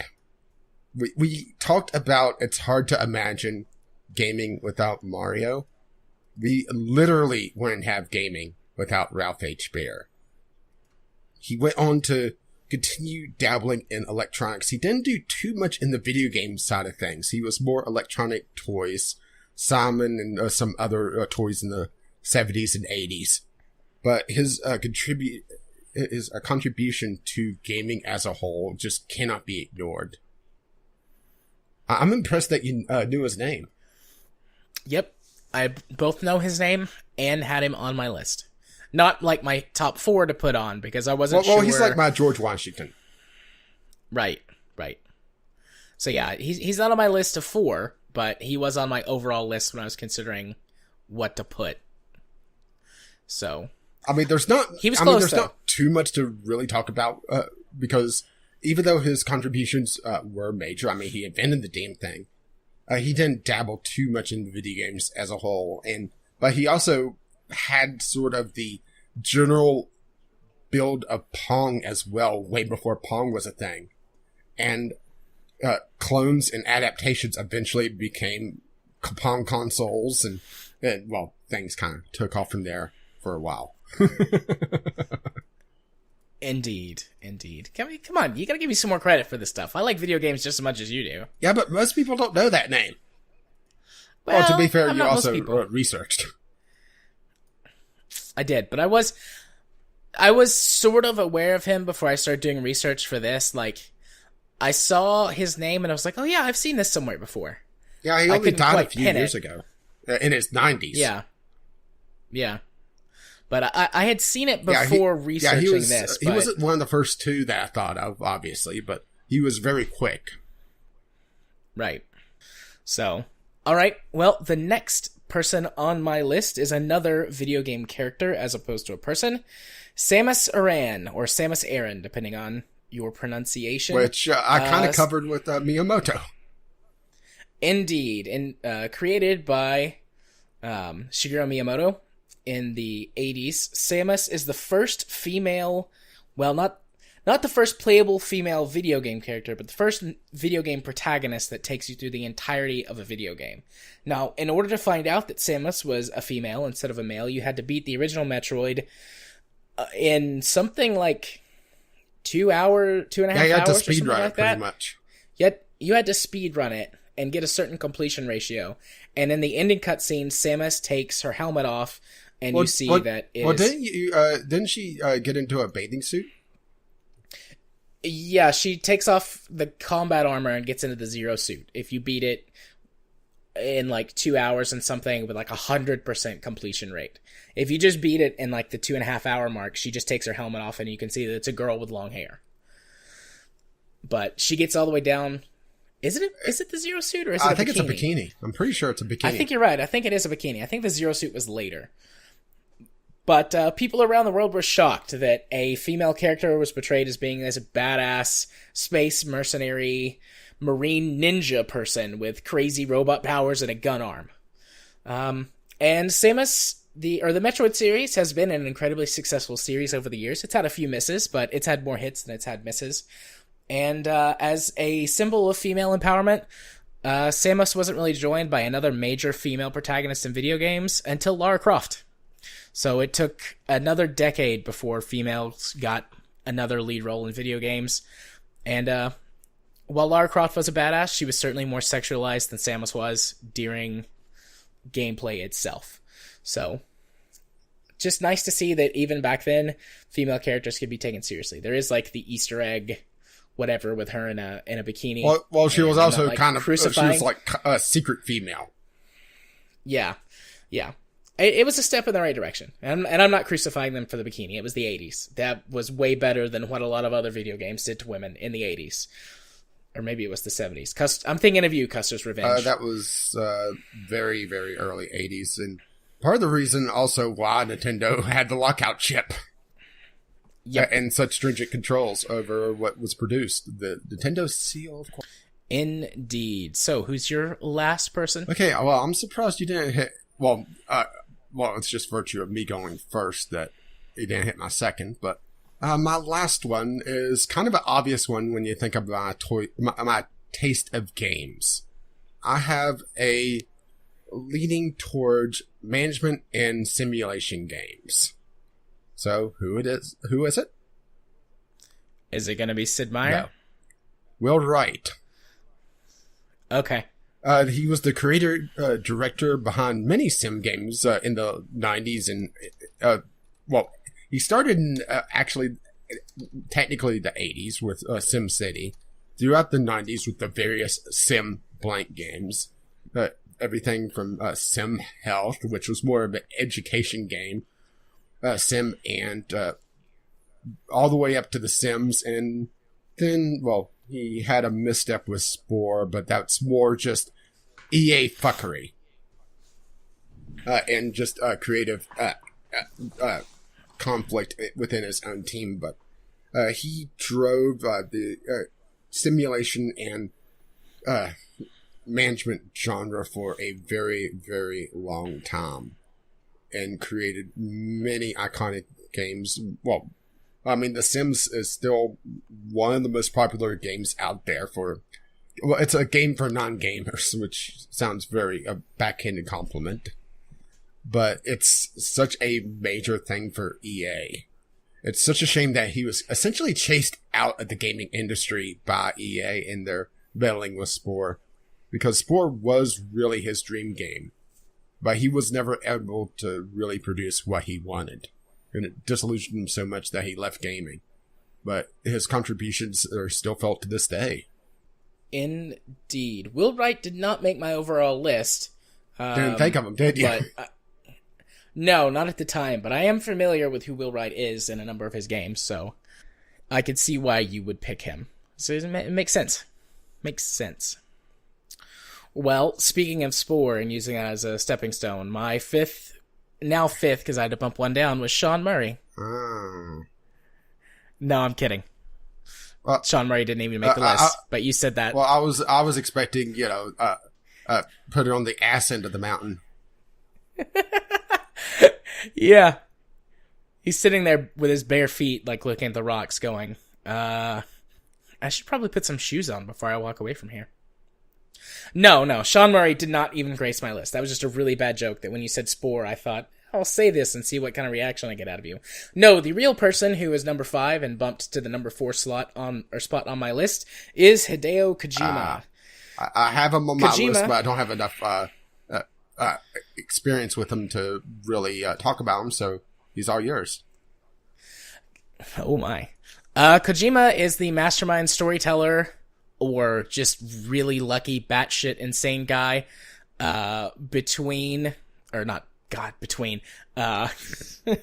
behind the Metal Gear series of games. And those games are fucking weird, but in the right way. I have played a large... How many Metal Gear Solid games are there? Several. Aside from the original one that was on the NES, I think I've played every Metal Gear Solid game up until Phantom Pain, which was Metal Gear Solid 5. And those games are weird, and they have a lot of odd things in them beyond just giant mechs. But they tell some really intricate and interesting stories that, comparing them to, say, films or movies, films or TV, think Lost in terms of like their abstractness, or Pulp Fiction and the way that they're oftentimes told out of sequence and have these weird little themes and ideas running through them. And Kojima is just a really excellent, I think non-linear storyteller is the best way to say it. He's also great at designing these really awesome worlds that his games take place in, and him and his team are really good at pulling in even these abstract details to really flush out a game's world and make sure that everything connects and in its own weird way makes sense. On top of that, he's the lead writer, or the lead for Death Stranding, which is another fucking weird looking game, but what, with baby weird thumbs in a up? Good way. Yeah, throat baby thumbs up. But just everything is delightfully weird, and he's recognized across the industry as being a master level storyteller. And there are plenty of people who don't get his games, and that's fine. That, they're not for everyone. But just in terms of sheer storytelling, which is one of my favorite things about a game, Kojima is a masterclass storyteller. And so I think he deserves to be on my Mount Rushmore. All right, so... Well, at least since I had to take Gaben off of mine, because you took Gaben. Well, we could both have Gaben. Maybe, Gaben can massage the shoulders of one of mine. Oh, my. He's like, well, I'm gonna go stand over here with Rage's Mount Rushmore, but I'll give you a shoulder rub before I go over there. He's saying that to Kojima. Kojima's all about it because he's weird and likes stuff like that. Yeah, but I'm not sure Gaben will want to touch where Kojima wants to be massaged. I don't know. Maybe he would. Gaben could be an odd character himself. True. But yes, that is our first Mount Rushmore. We have many more. Yeah, our first general gaming Mount Rushmore. Yeah, we have many more Mount Rushmores that get some very specific, some a little more broad. But we thought, mostly you thought this was a good one to kick off with, and I agree. Sort of the leaders, or not the leaders, but some of the most important figures in the industry is a good place to start before we really start to get specific or move on to other general ideas. Yeah, because we have some that are very, very narrow focused, which I imagine we'll have a lot of overlap on. Yeah. And I think we could probably more easily commit to more regular Mount Rushmores because it takes a little bit of prep time, but not hours and hours. Yeah, and also depends on which one we pull, because we don't have to do this one over and over again. No, and we're not going to do this one over and over again. We're going to do different ones, and we might come back and hit some of the more general ones to get sort of a tier 2 Mount Rushmore sort of thing, but I definitely want to do different. Yeah, I mean, there's still a lot. There's still a lot of space on that mountain. That's true. We could carve a lot more heads on that mountain. Maybe we should just put Sean Murray's ass on it. Yeah, I mean, he speaks out of it anyway. And somehow build like a rock, like fart wave that you see like in comics, or fart cloud. Well, actually, I was thinking waterfall.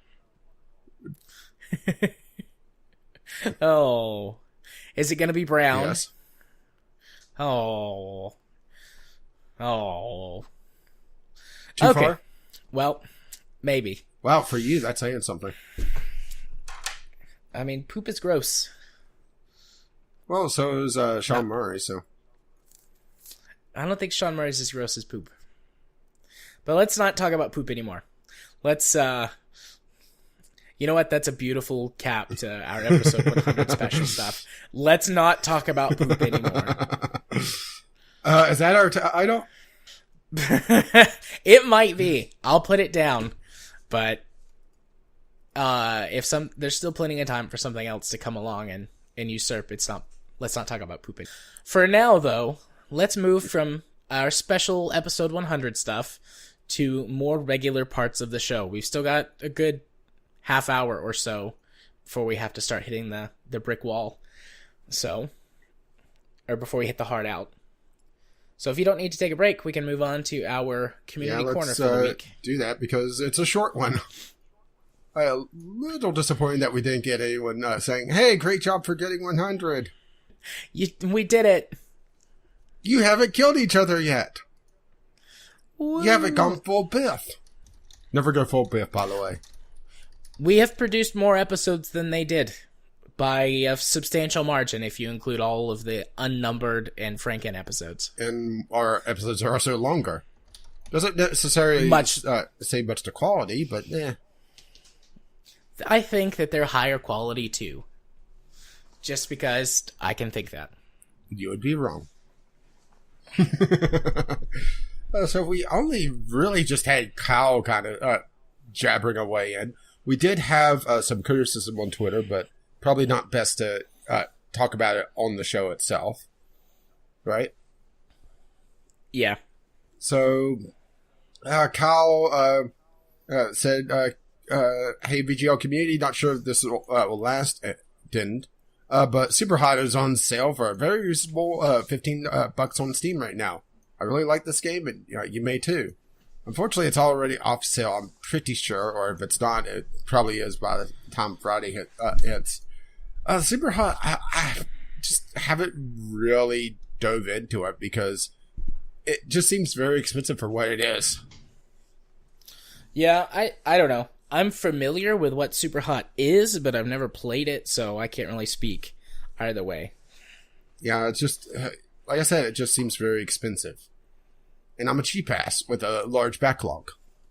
Let's see, Kyle also was talking about, he wants to do a live stream of Dark Souls on Twitch some evening this week, which will already be done by the time the podcast is over. All bosses, and have a goofy build in mind. Who would be interested in watching / contributing on Discord? Well, a little late for that. And I should mention that the stream itself would be on Twitch on Wednesday evening, starting around 5:30 p.m. Freedom Time EST. So if you have a time machine, there you go. There's your time. Indeed. I'm going to be helping Kyle manage the back end of the stream. I'll be randomly meeting people. And if you want to... and if you want to come see that, and you don't have a time machine, I should be able to get a VOD and put it up on my channel. It all depends on how Kyle does it. If he uses just his own Twitch stream, I don't know if I can get a VOD off of rehosting him through the my Twitch, but regardless, I'll figure it out and I'll get a VOD. If I have to run a second PC and just record the whole thing using like OBS, then so be it. You're that hard up for content. I just promised Kyle I'd help. I'm doing my due diligence. Still, that hard up for content. I mean, we could be recording Divinity instead. We could be, but I'm just gonna sit here and play with my therapy pillow instead. Do I even want to know? It's like a pillow that's got these little, I don't know what they are, little like things sewn to it that you can draw pictures with your fingers. I just got and here I just thought it was really going to nice. be a body pillow with your waifu on it. I could draw my waifu on it very badly. It's too small. It needs to be bigger. But that's what I've got now. But anyway, if you wish to help contribute to the community corner, you do so. VGLpodcast@gmail.com with your letters, voicemails, or just tweet us VGL Podcast, and we'll hopefully get around to you. Indeed. So, with that out of the way, are we going to do the doobly-doo for Discovery I Queue? think so. We still have time. All right. Go for the theme song. I'll put my pillow down so I can use both hands for copying and pasting links. And I got a visual novel right away. So, I think instantly interesting you, right? Maybe. Yeah, well, how about this? A free-to-play visual novel. Okay. Eternal Hour, Golden Hour. That's a little bit of a repetitive thing. Looks like it's rated pretty highly from SENRAN Project, so a well-known publisher at least. Looks like it's their first, or this particular developer under them's first visual novel. Looks like it is censored with a free patch, though, for the anime boobies. Woohoo! I'm pretty sure I saw this at some point. Steam tags, once again, have psychological horror for some reason. Because, that's fucking helpful. But not bad art. I mean, it's not amazing, but it's good enough. The characters look a little flat to me. Face-wise, I should say. But overall, it doesn't look too bad. Yeah, so far the first 6 games have been garbage. Well, that was my very first game. Well, good. You hold it down. And I immediately had another visual novel that doesn't look nearly as good. And another visual novel. I think since I got that Humble Bundle, Valve's like, oh, well, we know what you want. And another visual novel. I'm not joking. These have been... No, I've had... These have all been... a couple of visual these have novels, all been on a row. I'm just looking at this one to see if it's worth half a damn. What the hell, we'll throw it on. It looks decent enough. So, wonderful every day down the rabbit hole, which for some reason rabbit hole is hyphenated. Looks like it's an older visual novel based on just the artwork and how it's a 4x3. For some reason this seems familiar, but I'm not placing it. Just so you know, you're putting your games in games you played instead of Discovery Queue. Quickly putting links in. Sorry. Oh, you're fine. I was like, where are your games? Are you not putting? And then I thought, maybe he put them up there. Oh boy, I just saw your game, but I'm quickly looking on the Visual Novel Database because it seems familiar. It looks like it's rated pretty highly on Visual Novel Database. Yeah, it's rated pretty highly on Visual Novel Database, so looks like it's worthwhile, and it's in the long category of 30 to 50 hours to complete. Don't want to say too much overall, though, just in case of spoilers, because it is a story-driven game, but, there you go. It overall doesn't look too bad. It's tough to really say on visual novels without diving in deeply on them. Oh, look, another visual novel. Well, I got one, and it is also a visual novel called What? My Neighbors Are Demons? Due to her insatiability in a failed relationship, Selena has attempted to keep her unusual lust under control. However, things are starting to get strange and lewd when a pair of mischievous sex demons move in next door to her. It doesn't take rocket science to figure out where this is going. Well, what about rocket surgery? And that's what my neighbors are demons. So that one's on the wish list. Ooh, wait, Sakura. Okay.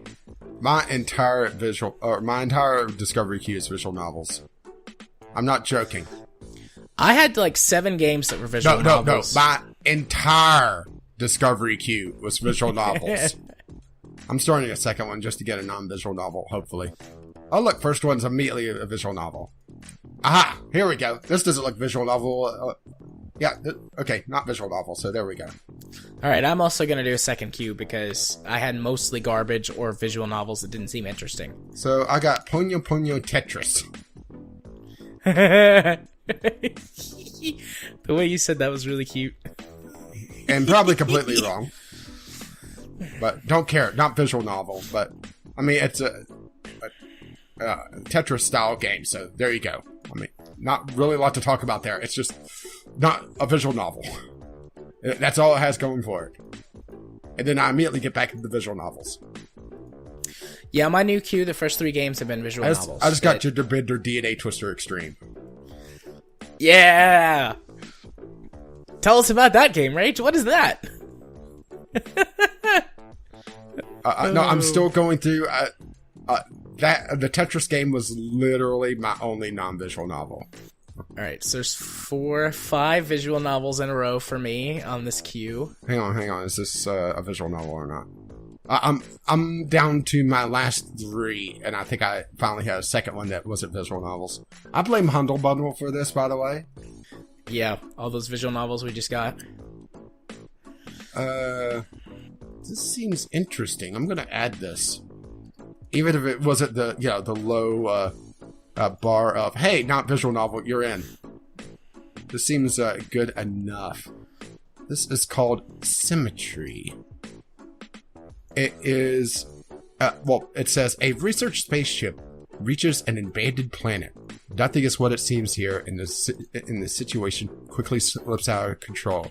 Can the crew manage to survive and get home? It looks like a management simulation game with some just general gameplay as well. It's one of those that doesn't really say what it is. See, randomly assigned crew members, so some sort of roguelite thing going on with it. Very strange. With some survival gameplay thrown in as well. Interesting. Yeah. So, my whole list so far, the second list has been visual novels. Every game. But this one, Bunny Bounce. The beach bounce resort filled with beautiful girls is full of distractions. This, however, is made even worse when our protagonist, Tomo, has an accident which leads to start hallucinating whilst on the job. Are those bunny ears? And what are the girls now wearing to work? Can you help navigate Tomo through the pitfalls of work and maintain his sanity in the face of animal instinct, carnal lust, and girls clad in lingerie? Bunny Bounce, a short but fun visual novel. I'm just quickly going through a third one just to get rid of some of these more visual novels because I'm still hitting visual novels. Oh my. Oh. Huh. So this is a shmup. A Flat Chat Justice? No, Tena Shooter. Oh. Tenta Shooter. And that is porn. That's just porn. Wait, straight up porn? With a well, there's... Let me just copy and paste this link. I don't see any nipples or vaginas, but there are... We're not going to put this one in the show notes. There's your link. There are tentacles and girls. It's like a shmup tentacle hentai. Alright, I think I've seen this one in Keymailer, actually. That's a bee girl with stingers for her nipples? Jared. Oh god, Spider Girl. No. Go to the community thing, community hub. For Tenta Shooter? I want you to see this. Go to screenshots. Most popular all time. Okie dokie. Screenshots. Most popular all time. Oh, that's a penis monster. I mean, that's just literally a penis with arms. Is what that is. Yep. And that's a vagina monster. that looks kind of like a pumpkin or an onion, but it's got a vagina mouth. That's a dildo. That's a tentacle penetrating a girl. Yeah, but visibly. you can't see it because it's behind her panties. And there's more of bee stinger boobies. I think that's supposed to be inside a vagina. Yeah, I did three visual novel discovery cues, essentially. There's a market out there for this type of game, and I don't think people should be ashamed if they enjoy playing it, but I don't feel like this type of game should be on Steam. Or at least on the discovery queue. damn. But that's just me. Oh, the penis shoots white stuff at you. Of course it does. Ha ha. Ha ha. To be fair, it's better than some of the shit I've seen on Keymailer lately. That's true. This at least looks like a functional game. Add to wish list. No, I'm kidding. I'm not into that. I've got 2. Should I do a third I've queue? just been going through discovery queues trying to clear out all the visual novels. And most of these are shit looking. Yep, that was the problem I ran into. To be fair, some of them... I don't have a high art for visual novel. If it's decent enough, fine. But even for my lower standards... these are shit. It's visual novels are basically where I give a little bit of a pass, and I think I hit something. This looks interesting. I'm desperately trying to find something good. Train Journey. In parentheses underneath it, hot story. Short story of an indiscreet young girl and fellow traveler. Journey is full of hot moments and memories. You will plunge into a part of her life, learn about the character's feelings and desires of this cute girl. And I deleted Tenta for you. Okay. The Station. The Station is a first-person sci-fi mystery set in a space station set to study a sentient alien civilization. This actually... It doesn't look too bad. Granted, there's a lot of games in this sort of empty station mystery genre, because it's usually pretty easy to build. It seems like it's supposed to be very short, though, which is a very negative thing for it, especially at the $15 mark. But it doesn't look too bad visually. But hey, it's not a visual novel. Hey, look, immediately back into the visual novels. I'm just gonna have to sit and Monster. go. Oh! Hang on. I got one that you're gonna love. Okay. And since this is the 100th episode, it's fitting that we're doing a lot of discovery here, right? Yeah, I suppose. Sangre Congre Beach Splash. Essentially, Splatoon. You mean SENRAN KAGURA? Yeah, sorry. Yeah, I'm familiar with these games. Is this one on my wish list? Oh, well, it's not out yet. It's coming out in 2 weeks, so no. Okay, this one is not on my wish list, but I am a fan of some of the SENRAN KAGURA games anyways. I mean they're not bad. Look at those jiggle physics. But the fact that they're going Splatoon is interesting. Soak them up, and they're spraying the boobs. And then immediately back to the visual novels. Yeah, that was my 4th cue, and I pretty much put every single game that I didn't have a visual novel on here. That tells you just how bad it's gotten for me. I'm just gonna have to go when we're not recording and go through like half a dozen cues. It's a water gun sniper rifle and a jetpack, or a water jetpack. Is it wrong that it actually looks decent? Oh no, equip cards to customize your girl. Oh shit, I didn't see that. Oh no. Oh, it's in the trailer. I'm watching the trailer. I don't think it's on any of the screenshots. So it really depends on just how they handle that. If it's going to be microtransactions, if they have it where everything is unlocked immediately and it's just a customization thing, that's no problem for me. If it's some sort of progression system. Let's see. Oh, stack the deck your way with over 600 with over 800 attribute cards available, providing improved weapons, unique skills, and summable pets. Players can equip any combination of 6 skills and 3 pets per match for a combo their opponents will never see coming. That's a little worrisome. That's actually very worrisome. No. Huh. Love Stories. The visual novel. A series of 4 stories following characters and Karen, Charlotte, Sophia, and Jasmine in their early lives as they have to choose what they really love and what path their lives will take. If this is more of like a slice of life story as opposed to just like visual novel boobies, then I would like that. I mean, I jokingly say that I like visual novel booby games all the time, and I do, but I also like good games too. And I have basically 3 jokey ones on here that weren't just terrible. Although Train Journey, I like the art style. It's different compared to other visual novels I've seen. But yeah, I've still got all or mostly visual novels. Yeah, I blame Humble Bundle. I'll put this on my list. Yeah, I just clicked through another Discovery queue. All visual novels, all looking terrible. I know what I'm going to be doing. Oh, what is this? Beyond Clouds. Yeah, I think I'm done. That was my 6th one. So it's like... Oh, it doesn't have... Besides, I have a good selection now. It doesn't have English language support at this time, so I'm just not gonna... Saku Saku, Love Blooms with the Cherry Blossom. Is that one of yours? It sounds familiar, though. Maybe you said it. I mean, it doesn't look very good. Oh, it's in the Humble Bundle. Oh, well, there you go. Not the one that we bought, or like not the tier that we bought, but it's in Chili Peppers. And there's an ass, like right on the front. So sold, right? Hey, it doesn't sound very interesting.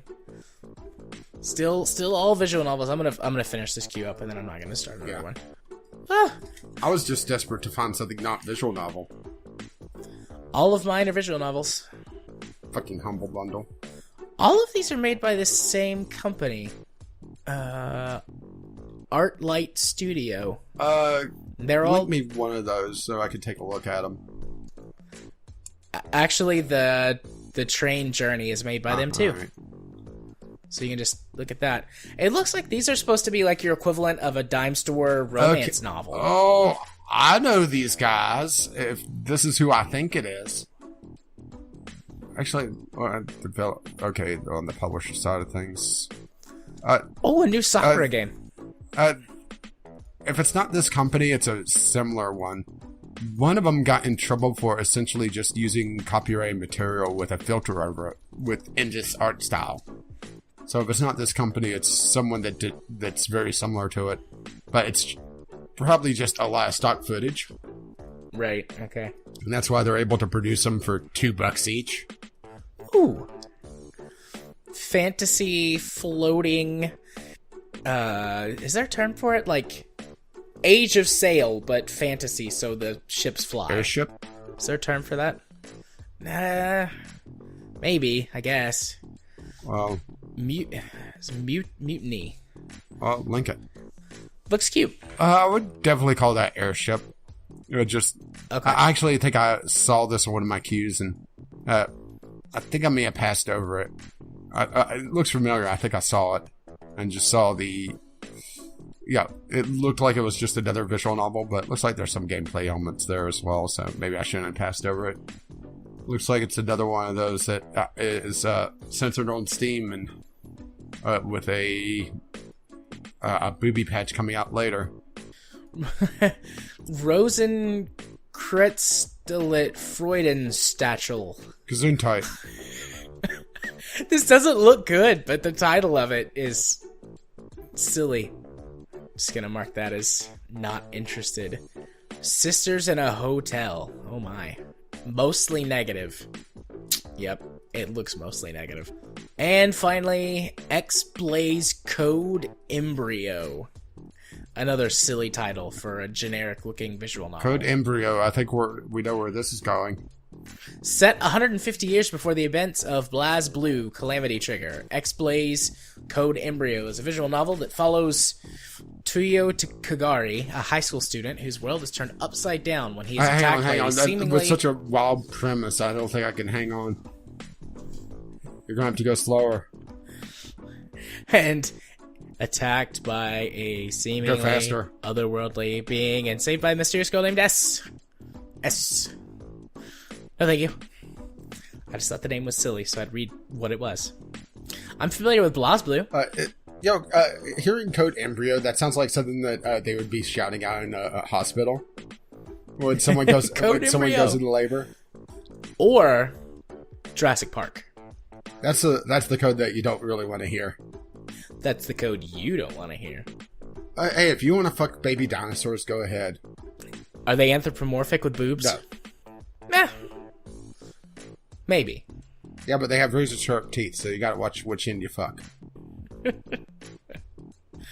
Oh. Alrighty. Well, I think it's time to move on. Yeah, to the part. Eventually got something that wasn't all visual novels. Well, I did. All of mine that I listed are visual novels. And most of them are shit. Well, let's just put it this way. Not hot art. Yeah, we're gonna have to fix the discovery queue or do something, because damn. Yeah, it'll be fine. It'll work its way out. Well, let's move on to the part of the podcast where I go first. Sold to an American. Oh, what is coming up on my channel and things this week? Well, obviously, I'm doing that thing with Kyle over on Twitch, which I guess I'm doing it out of order, but twitch.tv/jarthur4707 if you want to watch me stream games on Twitch. And if you heed the tweets that I'm going to post and you come hang out with us, we'll be doing that tomorrow evening for some amount of time. I don't know how active I'm going to be at the beginning, and Kyle is very aware of this, but my kid will still be awake, and Katie will be asleep for the first couple of hours of his stream, so that could be interesting. But after my kid goes to bed, I'll be much more devoted to what's going on. But that's going to be fun. I'm looking forward to it. And yeah, there'll be tweets and things about that tonight and tomorrow. But obviously, tonight and tomorrow for me is a couple of days in the past for you, at the very least, if you're listening to this. So otherwise, you can go check out the VOD of that over on my YouTube channel, Gaming Psychologist, as well as other content that's coming up, which is the KSP, the Kerbalcast backlog, as I continue to grind my way through their 80 some odd episodes that they have. And I have to not post the Elite Dangerous content that I recorded because the update is coming out right around the corner, and everything that I recorded is going to be just off enough that it's not applicable due to changes that they've released in the beta version for testing. So that's like 3 hours of work that is basically useless, and I'm not going to post because it would be misinformation at this point. It would be fake news. It would be fake news. Fake tutorial. Not a GOP. I'm not in the GOP, so I'm not gonna. Well, if you're fucking baby dinosaurs, maybe you could work your way in. But you can find my YouTube channel by searching for Gaming Psychologist on the YouTubes. I already told you about Twitch. If you want to follow me on Twitter, though, you can do so at JMA4707, where I tweet about all kinds of things. And I enjoy the occasional back and forth that I get going on with you guys now as our community continues to slowly gain members and hopefully becomes more active. Also, if you want to be my friend on Steam, you can do so by sending a friend request to jarthur4707. I accept all friend requests and love talking to the lovely people. I had a number of small conversations with people this past week about Black Panther, like I said at the beginning of the show, and quite a few people asked me to talk about it, like I said, and that will be coming next week. I will have figured out my thoughts and position on it by then. And if you wish to let them know exactly what episode of the podcast you're coming from, password for this week is Centennial. Centennial. That's good. That's on topic. Yeah, for once. My channel, I decided to take a week off of Civ to devote recording night to doing more research to be able to get this quality content out. Civ is not coming out this week. Granted, don't think anyone would really notice. Not getting the views on that. RimWorld is still ongoing. Netherwallop is doing fine. I had an episode where I had to heavily edit my coffee and hacking, though, so that was fun. Now I know your pain. Indeed. Thankfully, I had pretty good notes, so I think I got them all, but definitely my speech was impacted on that. So had to, put a little note on that and send it out. I need to record some more RimWorld this week for the second episode, and hopefully some for next week as well, to be able to get back on track. Divinity is still under the curse. We really need to sit down and do that, but that is co-op stuff, and co-op is always a pain to try to get going because it requires 2 lives to get in sync. Even though our cycles did sync up there for a while. That was a beautiful thing with Gaben. Us sharing Gaben and sharing a crappy joke about him. But the Sunday Sampler should be good for this week. Some interesting games coming out. And who knows, maybe something actually decent to play. I'm going to start working on my evergreen content for that, though. I have a couple, not quite rants, but just general talking points that have been lovingly ripped off from the general topic list. But look at it this way. When we eventually get to those as well, I'll be nice and warmed up for you. Oh yeah. So if you wish to catch all of that, you can find me over at Gaming with Caffeine Rage on the YouTubes, or just Gaming with CR on Twitter, where I'm flipping off YouTube creators for demonetizing everyone that doesn't meet their new goalposts. You seem very pleased by that, by the way. Yeah, I liked the tweet you posted. Yeah, I decided I wasn't going to dedicate as much time to have like 3 or 4 hours of just flipping off, and use that on podcast time as well. Instead, it seemed like a more worthwhile use of time for once. Even though I'm still very pissed with YouTube, and I'm looking at probably doing Twitch sometime either late this year or maybe next. And, be completely ignored on a new platform. So, but if you don't want us to ignore you, you could always send in an email, vglpodcast@gmail.com, with your letters, voicemails, gaming-related topics, or your suggestions for Mount Rushmore, your feedback for our couple of new general things, or just to tell us we suck, which for Jared would be a compliment. Wink. Or you just tweet us all that, VGL Podcast, on the Twitter. Our podcast has been graciously funded by our Patreons. Patreon.com/VGL Podcast if you wish to chip in and help cover costs and cover our marketing to try to get out to more people.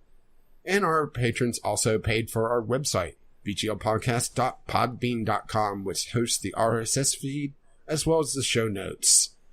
If you're listening to this on YouTube and want to use RSS, that's where you go. Or if you wish to have an easier option, we're also on Google Play, iTunes, Stitcher, wherever Jared's decided to shove us. And hopefully it's not a very dark and smelly place. I was waiting for a wink. Did I gross you out there? Just shaking my head, yes. I can't see that, thankfully. Visual comedy on an audio medium, folks. Yes, groundbreaking stuff. You can see why Jared is, ahead of his time. Or just, likes to give head. Our intro and outro music is On the Ground by Kevin McLeod, and our Discovery Cube music is Doobly Doo by the same artist. You can find his work at incompetech.com, and... as always, as his lovely music starts to roll across my voice. Bye-bye. So, up for another 100? Yeah, I think so. Yeah, hopefully not tonight, though. No, not tonight. It's time to call it a night. But, in the future. Yeah, see you at the Bicentennial.